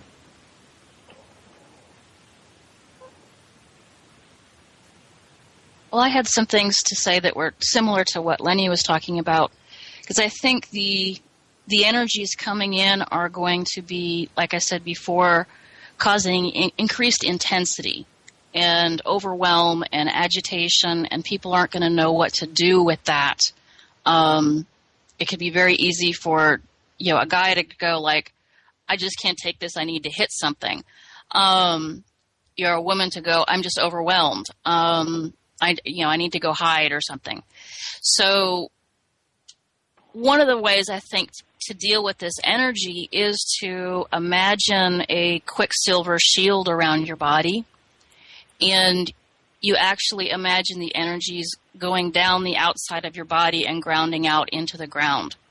So, like, I'm an empathetic person. I work in social work. What I used to do is when someone in front of me was freaking out, I would let their energy come into my body and then ground into the ground. And what I'm finding now is I can't do that. There's too much energy going on. And so I'm letting their energy go onto the outside of my body and then ground down and not actually go through my body. I think another way to kind of ride this wave is not knowing who you are is actually perfect for this wave. If you think you know who you are in terms of, your bank account or your job or, you're spiritual and you're detached, whatever you are, that's going to be disturbed with a massive paradigm shift like what we're talking about.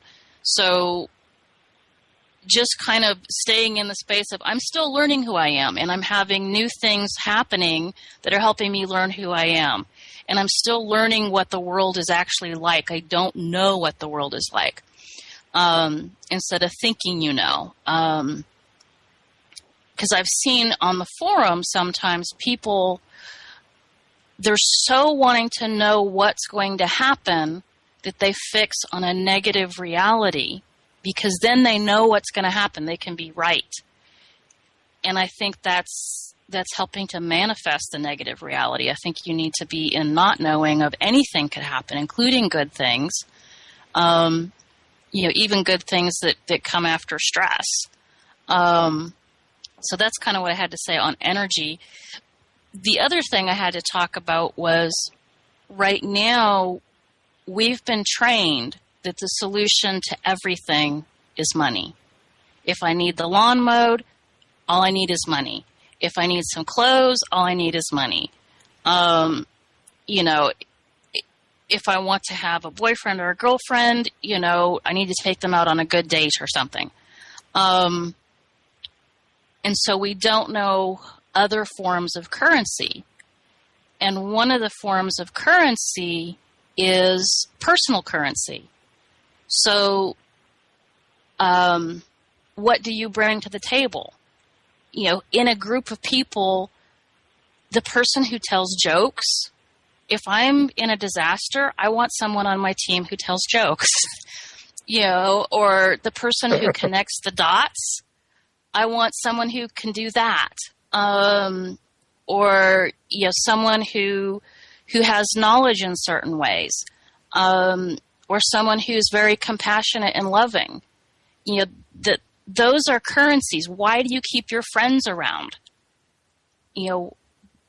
Those are personal currencies. And our personal currencies are almost invisible to us because it's so easy for us to be the way we are. We don't think of it. You almost have to ask people around you, why am I in this group of friends?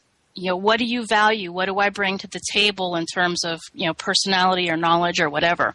So I think that's important to recognize when there is no money. What are you bringing to the table?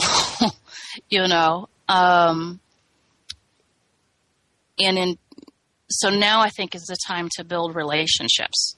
So do favors. When your neighbor goes out of town, offer to feed their dog. Those kinds of things. So those are my thoughts. I have something to... I'm sorry. Can I add something first? No, go ahead, Laura. Because it was specifically to what she was saying, having to do with, this community idea and what one person has to offer. What's their currency? What's their currency that they have to bring into the community? I think every one of us that is already out there. See, I'm living in my bug out spot. That I'm already here, and I expect refugees. I expect people to come into the community. We've had discussions in our community about what we're going to do with the refugees that come in, and it's that currency issue. What do they have to offer? And we've already set out that the first thing that's going to happen is we're going to sit down and have a discussion about what they have to offer to our community. And I think every one of us should be prepared to be open and honest and have that discussion.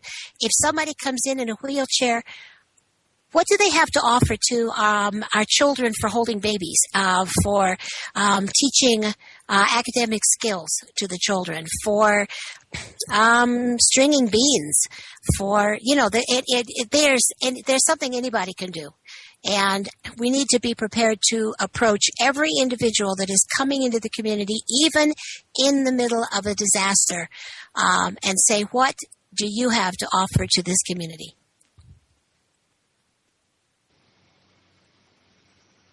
I just wanted to jump in and speak about the opposite of bugging out, which I always thought of as bugging in, staying in your regular area where you're at. Lua has the good fortune of already being there, unless it's some massive, monstrous physical disaster. I have no real plans to move from where I'm at. I'm very comfortable with this area as I've been here all my life. Very familiar with the people and very well networked and hooked into the community. So that becomes a great advantage in times of disaster, as we've had our little weather events and stuff like this over the years where it has always worked out amongst neighbors. Besides that, it's just the mental prepping for the future. A lot of times on the WebBot forum and a lot of the stuff that we look at, it all seems to be so very much doom-oriented.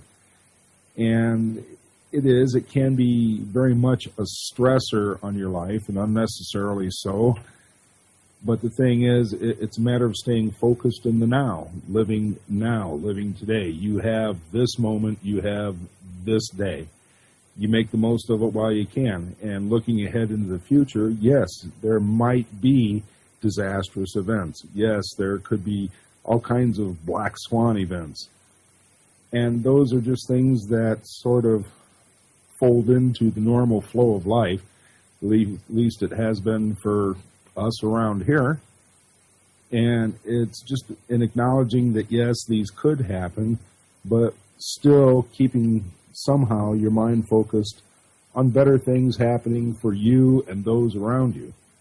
It seems like an incongruity, but it's really not that difficult to do. We have good times, we have bad times, and sometimes it all happens in the same day. And we just learn to roll with it. We roll with the punches of life. And that's what we have to continue to stay focused on as we progress into the future. As far as all the solar energies and the impacts that they're having now, we've discussed this on the forum, at least in one thread. And it's quite interesting learning how to recognize these influences when they happen and learning how to deal with them at the same time. It does much to prepare us for the future so that we can be the ones who are basically holding it together while everyone else around us seems to be going insane. And that's all I had to add. Thank you for that, Alton. Well said. So just before we finish this off, I'd like to just see if anybody else has a final comment or question in regards to this whole experience of the discontinuity and prepping for it, and any milestones and signs that we should look out for. Fantastic. Okay, thank you all for listening, and I hope you have taken something out of this interview. I would also like to thank the Roundtable members for being so gracious with their time. On behalf of Fox and all the members of the WebBot Forum and the Time Monk Radio Network Forum, we walk towards March not with fear or not fearless either, but with both a tinge of expectation and a tinge of trepidation. We are humans on a journey after all, and perhaps the next mega wave in our evolution comes in March. In the tradition of the WebBot Forum and the Time Monk Radio Network, pie up, get some naps, because we just may need it in 5 days' time.